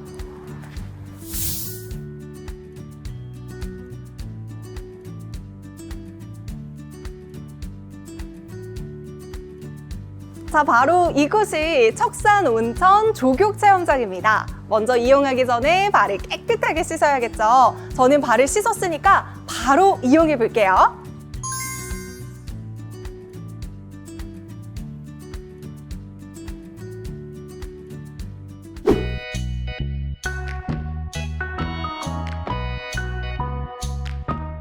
와, 진짜 너무 좋아요. 너무 따뜻한데 이게 너무 뜨겁지도 않고 그렇다고 해서 미지근하지도 않고 딱 적당한 중간 정도의 온도인 것 같아요.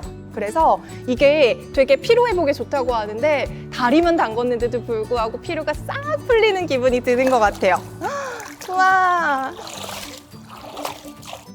척산 온천수가 매끄럽게 느껴지는 이유는 바로 미네랄과 불소, 알칼리성 물질이 풍부하게 들어있기 때문입니다. 그래서 피부 건강이나 피로 회복에도 좋다고 알려져 있어요. 그래서 그런지 피부에 닿을 때 정말 부드럽고 매끄러워요. 그리고 이곳 온천수에서 나오는 뜨거운 증기로 익힌 바로 이 온천 달걀까지도 먹어볼 수 있다고 합니다. 아, 탐험하다가 진짜 너무 배고팠는데 이렇게 온천 체험도 하면서 온천 달걀까지 먹을 수 있다니 이게 진짜 힐링 아닐까요? 토양 지하수 탐험대 여러분, 여러분들도 바쁜 일상 속에서 이런 힐링의 시간을 가져보면 어떨까요?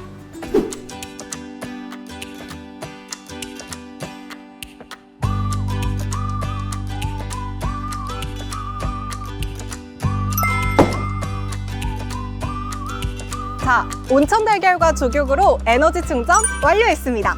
그런데 아직 지하수 탐험이 끝나지 않았는데요. 지금보다 더 뜨거운 온천수가 있다고 합니다. 그곳으로 같이 떠나볼까요?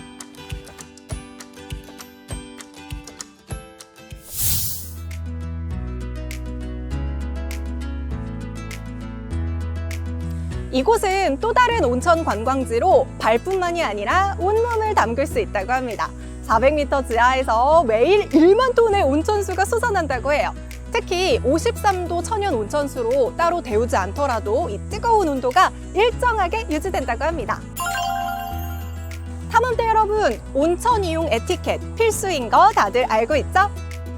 이곳은 가족과 함께 온천수를 체험해보기 너무 좋은 곳이라서 우리 탐험대 여러분들도 가족과 꼭 함께 오기를 적극 추천해드립니다.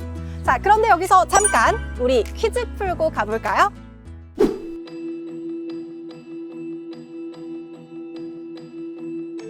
정답은 X입니다.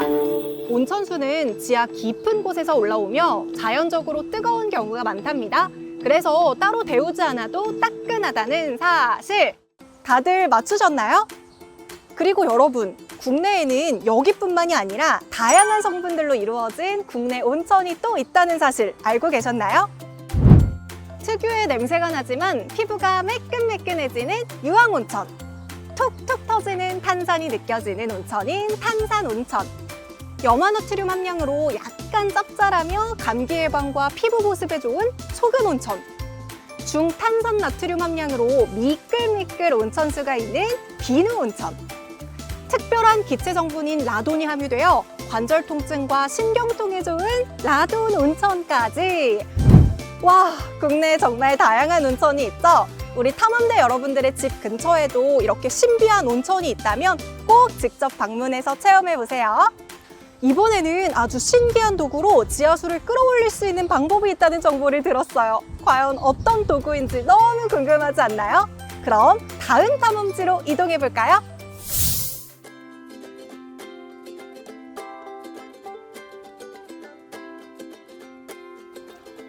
여기는 박물관인데요. 여기서 어떤 지하수를 만나볼 수 있을까요?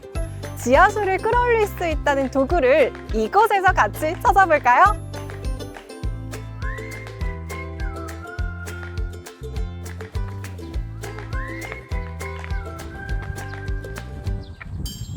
저기 재래식 펌프가 있는데요.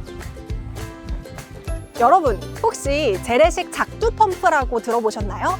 이건 예전에 전기가 귀하던 농촌에서 땅속 깊은 곳에 있는 지하수를 끌어올리기 위해서 우물 대신 사용하던 수동 펌프인데요. 그럼 이제 미션을 수행해 볼 시간이에요.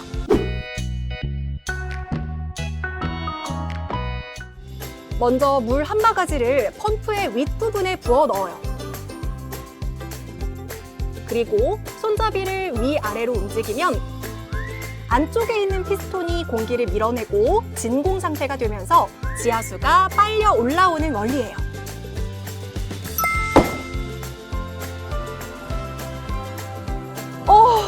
생각보다 쉽지 않은데요? 너무 힘들었어요. 이거 몇 번 했다고 지금 팔에 근육이 생긴 것만 같은데 그래도 미션 성공! 옛날 재래식 펌프 쉽지 않네요.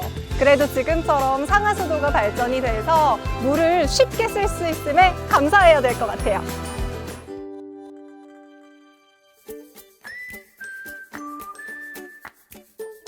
여기는 6.25 전쟁 전후의 옛날 거리 모습을 그대로 재현한 곳인데요. 이곳에 아직 찾지 못한 아주 특별한 지하수가 하나 더 있다고 합니다. 같이 찾으러 가볼까요?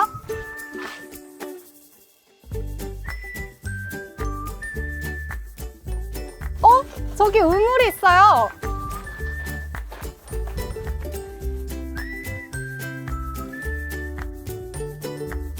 땅속 깊은 곳에 있는 지하수를 끌어올리기 위해서 땅을 파서 구멍을 만든 것을 바로 우물이라고 합니다. 옛날에는 직접 퍼먹으면서 이용을 하기도 했다는데요. 지금은 사용하지도 않고 보기도 힘들죠. 그 이유는 무엇일까요? 투 박사님, 궁금해요. 옛날에는 물을 얻으려면 우물을 이용해서 물을 사용해야 했습니다. 근대로 넘어오면서 펌프를 이용하기도 했지만 이 또한 보기 드물게 되었죠.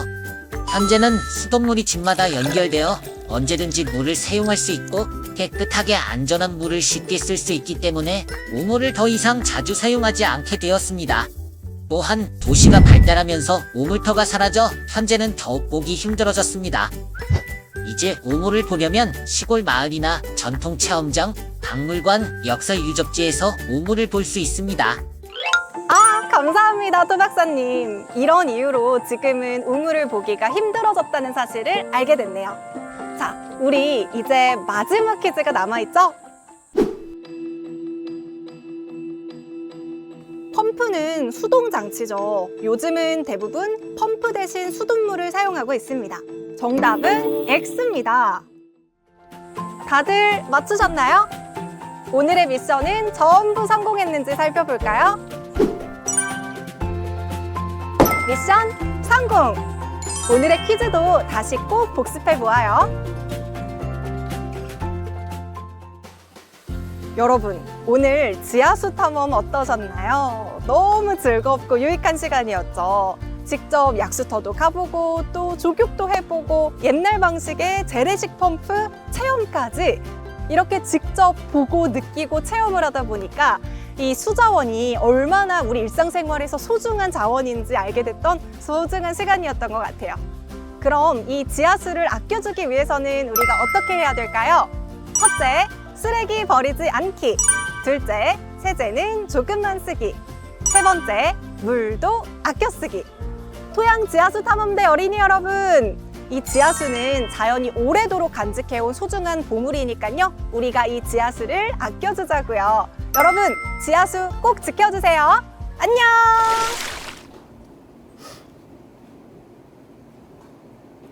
네, 탐험대 친구들 이번 영상 어떠셨나요? 재밌게 보셨죠? 자, 지하수는 지금도 현재도 그리고 아주 다양한 곳에서 만날 수 있고 또 과거에서부터 아주 유익하게 사용이 되었다라는 것을 알 수 있었는데요. 교수님은 영상 보고 어떠셨나요? 네, 저도 저런 곳 한번 저희 아이랑 가보고 싶은 마음이 생기는 것 같아요. 그래서 실제로 지하수를 아이들한테 못 보여주고 있었거든요. 저희 아이들한테. 같이 가보고 지하수를 보여주고 만져보고 할 수 있게 하는 되게 좋은 경험이었었던 것 같습니다. 네, 여러분들도 방금 제가 소개해드린 여러 가지 지하수를 한번 꼭 놀러가 보시기를 바라겠습니다.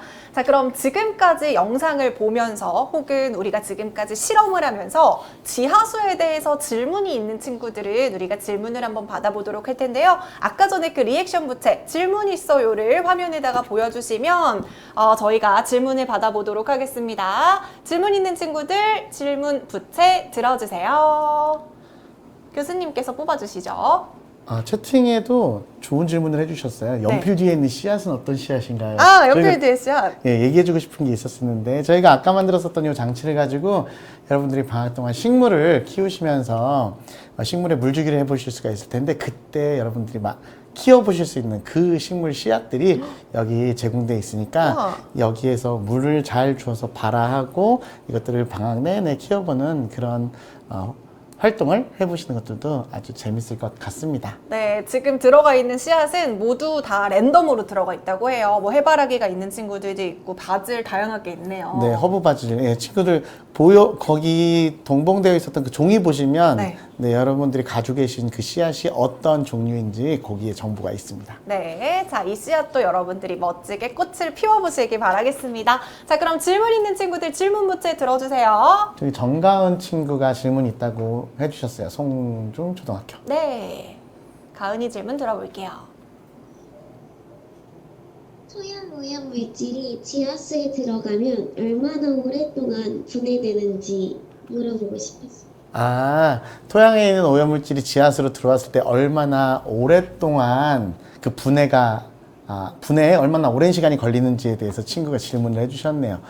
저희가 걱정하고 관리하고 지켜보고 있는 오염물질의 종류가 엄청나게 많아요. 그런 오염물질들이 어떠한 것들은 뭐 생물학적 과정에 의해서 금방 분해가 되기도 하고 아주 긴 기간 동안 분해가 안 되는 그런 유기물질 같은 경우는 뭐 수백 년이 지나도 아주 크게 변화하지 않게 그렇게 그대로 남아있는 것들도 많이 있을 수 있습니다. 그리고 그런 것들이 뭐 토양 안에 산소가 많이 불어넣어지는 것이냐 아니면 혹은 우리가 이제 통기라고 하는데 기체들이 잘 왔다 갔다 하냐 아니면은 산소와의 차단이 많이 완벽하게 참 차단이 되어 있냐 산소 공급이 없냐에 따라서도 그런 반응 진행이 되게 다르게 됩니다. 그래서 짧은 것들은 한 2, 3년이면은 지하에 있는 오염물질들이 반으로 줄거나 하는 형태의 변화가 있을 수도 있는데 오염물질에 따라서 잘 분해가 안 되는 것들은 수십 년 혹은 수백 년 동안도 남아있는 그런 물질들이 있을 수가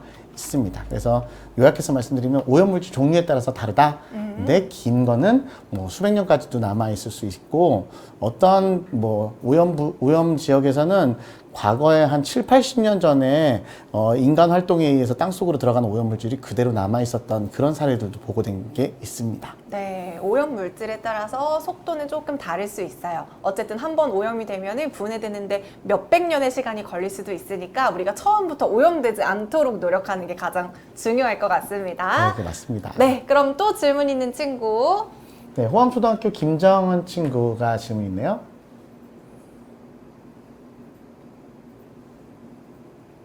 지하수가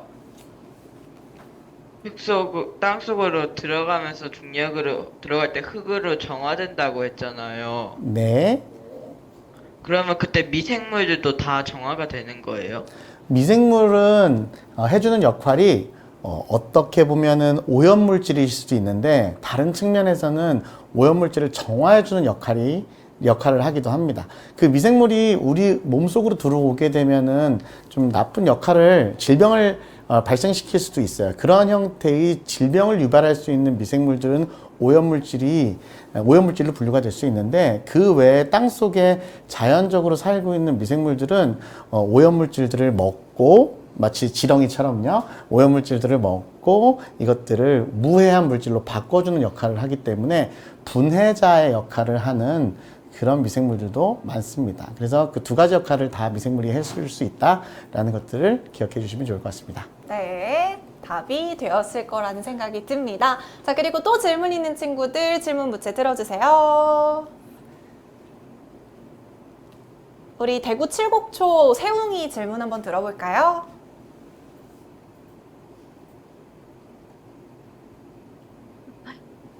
그거 저희 외갓집은 지하수를 식수로 쓰는데 그 완전한 생수와 맛이 약간 다른데 그 이유가 뭘까요? 아주 좋은 질문이네요. 생활과 연결되어 있는 질문인 것 같아요. 네. 아까 수 박사님이 설명해 주신 것 안에서 미네랄이라는 아주 좋은 물질에 대해서 이야기를 해주셨죠. 광물이 녹아서 물속에 존재하게 되는 그런 물질인데, 그것은 수돗물 안에서는 그러한 물질들이 나쁜 영향이 있을 수 있기 때문에 다 제거하고 물들을 공급을 합니다. 근데 자연수 같은 경우, 자연수 안에서 여러분들이 얻게 되는 지하수 같은 경우는 그런 미네랄들이 많이 함유되어 있어서 몸에 좋은 역할을 해줄 수 있는 그런 물질들이 물속에 녹아있기 때문에 그것이 맛으로 느껴져서 맛이 좀 다르다? 이런 것들이 여러분들이 느껴지시는 걸 겁니다. 그래서 미네랄 때문에 그렇다라고 이해해 주시면 좋을 것 같아요. 네. 자, 또 다른 친구의 질문도 있을까요? 질문 있는 친구들. 자, 오늘이 이제 수업이 마지막이기 때문에 마구마구 질문해 주세요. 오, 부채를 두 개. 네, 오포초 김나연 친구가 질문이 2개가 있다고 하네요. 대부분의 지하수가 다 따뜻하다 했는데 차가운 지하수가 있나요? 차가운 지하수요? 이거 지점마다 다른 것 같아요. 우리가 이러한 지표의 온도와 상대적으로 우리가 지금 더운데 지하수를 만지게 되면 되게 차갑다고 느낄 거거든요. 근데 겨울에 지하수를 만지게 되면 아주 따뜻하다고 느낄 겁니다. 그래서 그 온도라는 것들은 되게 상대적인 것이어가지고 어떤 지역에서 어떤 상태에서 우리가 지하수를 만지냐에 따라서 그 온도는 다를 거예요. 근데 우리가 절대적으로 그 온도를 측정을 해보게 되면은 그 지하수의 온도는 되게 지표 기온에 비해서 상대적으로 잘 움직이지 않고 거의 일정한 그런 온도 상태를 보이게 될 거예요. 그게 아마 15도 정도, 그다음에 11도, 12도 이 정도일 거기 때문에 그러한 온도를 보이는 지하수의 온도를 고려를 하고 그것들이 그 지점에서 땅속으로 들어가게 되면 그 온도는 점점 올라가게 되는 형태의 온도 변화를 보이게 될 겁니다. 그래서 지하수의 온도와 관련해서는 좀 상대적인 개념이니까 우리가 느끼는 것들과는 좀 따뜻하다, 차갑다라는 것들을 에 대한 감정이 그 계절마다 좀 다를 수 있다는 것들을 기억해 주시고, 땅 속에서는 땅 속으로 들어가면서는 점점 뜨거워진다, 이렇게 이해해 주시는 게 좋을 것 같습니다. 네. 또 질문이 되게 많은 것 같아요. 또 교수님께서 뽑아주시죠. 네, 대구 경동초등학교 강동우 친구 질문 받아볼게요. 계절마다 그 함유하는 미네랄이 다른가요?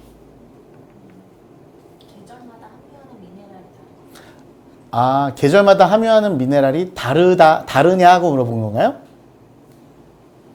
네. 여러분들 이렇게 지하수가, 아까 전에 어떤 이야기를 했냐면 지하수의 흐름이 느리다 이런 얘기를 했죠.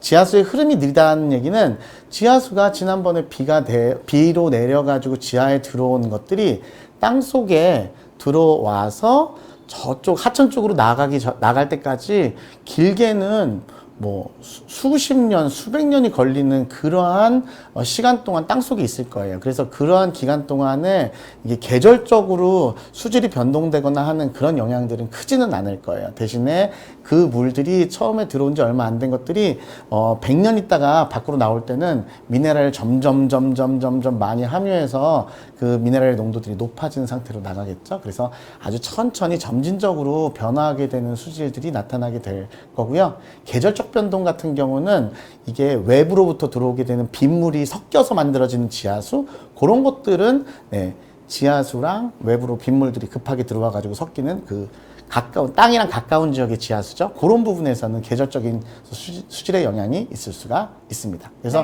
미네랄 자체가 땅속으로 녹아온 것들이 계절적으로 바뀌는 건 아니고 외부로 들어온 물들이랑 섞여서 미네랄의 양이 변화하는 거, 이런 것들은 변동이 있을 수가 있어요.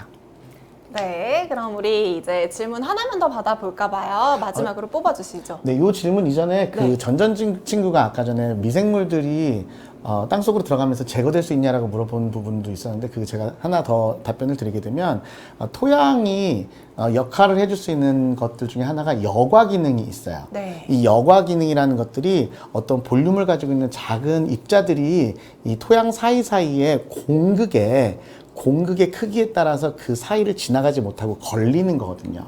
그래서 미생물도 그런 형태의 어떤 작은 부피를 가지고 있는 아이들이기 때문에 걔네들이 공극을 지나가지 못하고 걸려서 여과되어서 그런 미생물들도 깨끗해지는 그런 역할이 토양에 의해서 발생될 수도 있습니다. 여기에 공극이라는 게 영향을 미친다는 것들을 여러분들이 꼭 기억해 주시면 조금 이따가 퀴즈에 퀴즈 풀 도움이 때. 되지 네. 않을까 그렇게 생각이 돼요. 자, 우리 창녕초 영재 친구의 질문까지 한번 들어보겠습니다.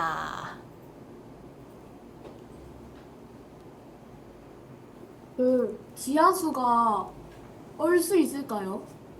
얼 수 있냐고요? 오. 네, 지하수도 얼 수 있어요. 지하수가 결국에는 지표의 온도에 영향을 받는 부분이어서 만약에 지표 부분이 너무 춥게 되면 땅이 얼게 되고 땅과 맞닿아 있는 물들은 자연스럽게 얼겠죠. 그런데 아까 말씀드렸던 대로 땅 속으로 들어가게 되면 들어갈수록 기본적으로 땅의 온도가 올라가기 때문에 그런 부분에서는 지하수가 얼지는 않게 될 것 같아요. 그래서 아예 그 지하수 자체가 얼어있는 부분도 극지방 쪽에는 존재하기는 하는데 네, 그런 것들이 결국에는 지표의 온도 조건에 따라서 지하수 역시 영향을 받을 수 있다.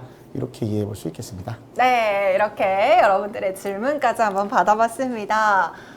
탐험대 여러분, 너무너무 아쉽게도 이제 탐험은 여기까지인데요. 오늘 긴 시간 동안 열심히 참여해주신 여러분께 너무 감사하다는 말씀 드려보도록 하고요. 끝까지 함께 참여해주셔서 너무 고맙고 또 여러분들이 자랑스럽습니다. 자, 그리고 오늘 우리에게 토양과 지하수에 대한 소중함을 알려주신 1부에서 함께 해주셨던 노열 교수님, 그리고 2부에서 함께 해주셨던 이순재 교수님께도 진심으로 감사드립니다. 감사합니다.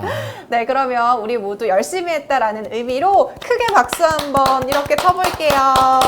다들 너무너무 수고 많았어요, 아침부터. 자, 그러면 저희가 지금까지 배웠던 내용들을 다 통합해서 퀴즈를 풀어보는 시간을 가져볼 텐데요. 자, 이번에는 지하수와 관련된 퀴즈입니다. 퀴즈에 대한 정답은 아까와 마찬가지로 채팅창이 아니라 링크를 통해서 제출을 해주셔야 되고요. 4문제를 모두 맞춘 친구들은 저희가 추첨을 통해서 맛있는 아이스크림 쿠폰도 증정해 드리도록 하겠습니다. 자, 그러면 퀴즈 문제 나갑니다. 네, 1번 문제 드릴게요. 중력은 지하수를 형성하는 중요한 요소 중 하나로 표면의 물이 땅속으로 스며들어 동굴이나 석회석 등을 통과해 물이 땅속에 보관되게 한다.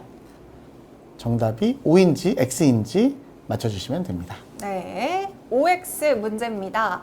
댓글로 쓰는 게 아니라 링크를 통해서 여러분들이 답을 제출해 주셔야 됩니다. 오후 3시 30분까지 제출해 주시면 돼요. 링크 한 번만 댓글로 올려주시면 감사하겠습니다. 네, 지금 나와 있는 링크를 통해서 제출해 주세요.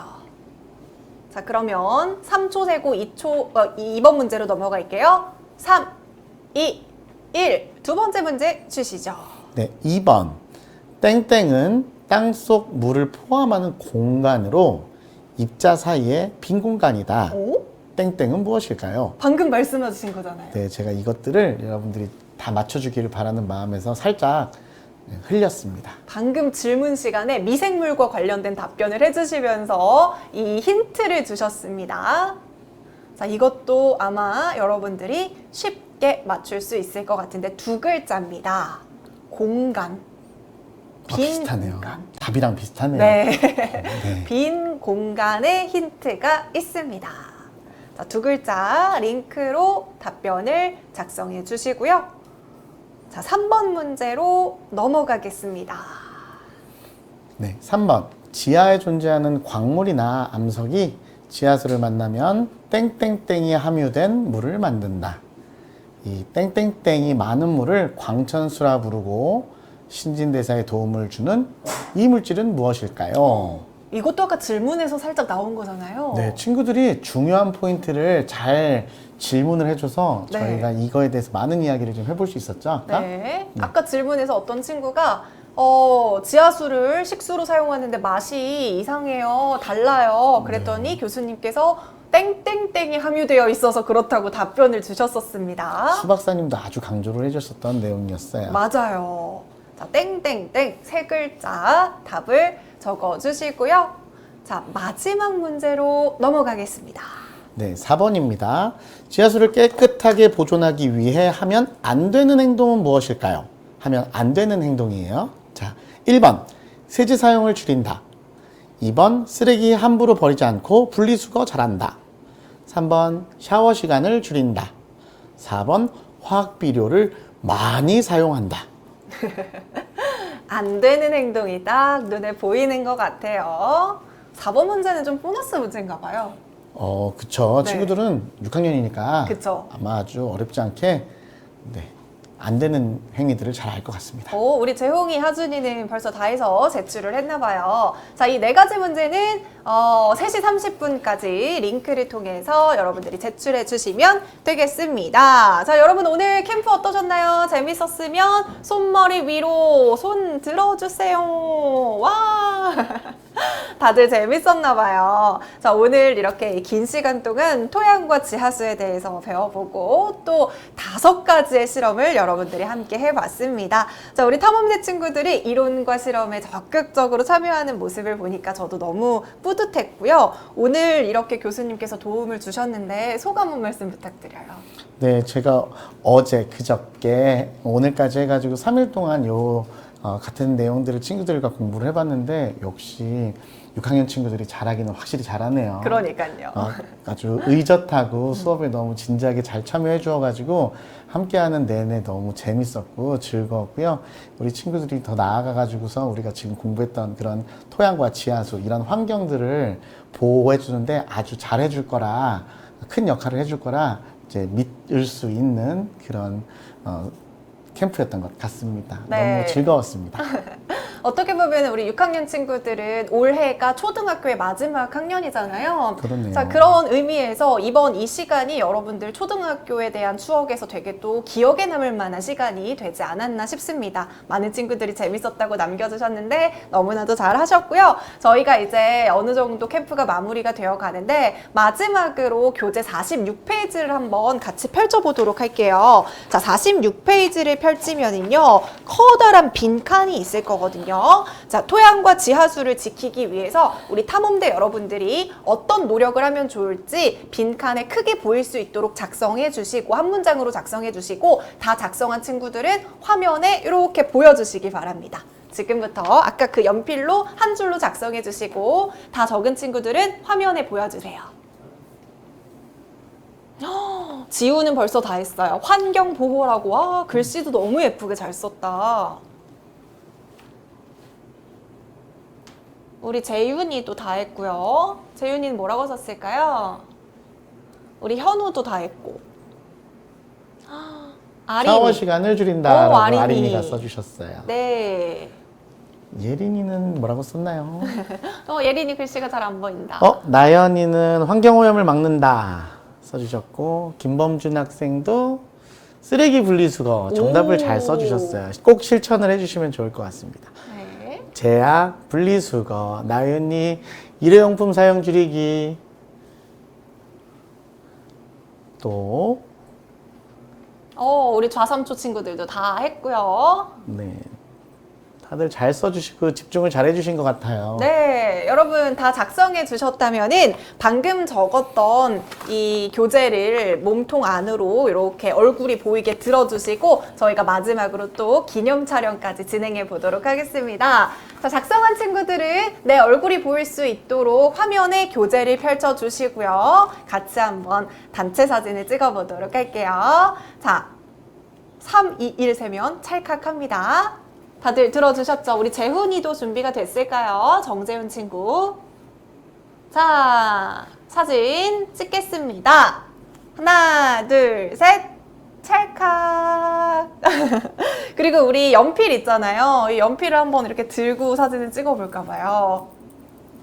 연필 들고 교재 내려주셔도 돼요. 자, 연필 들고 어떤 씨앗이 과연 꽃을 필까 기대를 해보면서 연필을 들고 사진을 한번 찍어볼게요. 하나, 둘, 셋. 찰칵. 자, 그리고 쌍부이. 쌍부이를 하고 사진을 찍어보겠습니다. 하나, 둘, 셋. 찰칵. 그리고 마지막으로 우리가 토양과 지하수를 가득 사랑하는 마음을 담아서 하트. 하나, 둘, 셋. 찰칵. 네, 이렇게 기념사진을 끝으로 우리 2025 토양지하수 어린이 여름 캠프는 여기서 마무리를 해보도록 하겠습니다. 자, 오늘 너무나도 즐거우셨죠? 자, 캠프를 종료하기 전에 간단하게 우수 참가자와 만족도 조사 안내가 있겠습니다. 오늘 참여해주시는 어린이 여러분들께는 저희가 문자로 만족도 참여조사 링크를 발송을 해드릴 거거든요. 이 만족도 조사에 응답해주신 친구들 중에서 저희가 추첨을 통해서 푸짐한 경품도 제공할 예정이니까요. 오늘 캠프가 즐거우셨다면 꼭 만족도 조사에도 응해주시기 바랍니다. 자, 마지막으로 우수 참가자 선발이 있는데요. 오늘 캠프에서 토양과 지하수가 우리에게 얼마나 소중한 존재인지 알게 됐다면 그 마음을 가득 담아서 사후과제를 꼭 제출하시면 됩니다.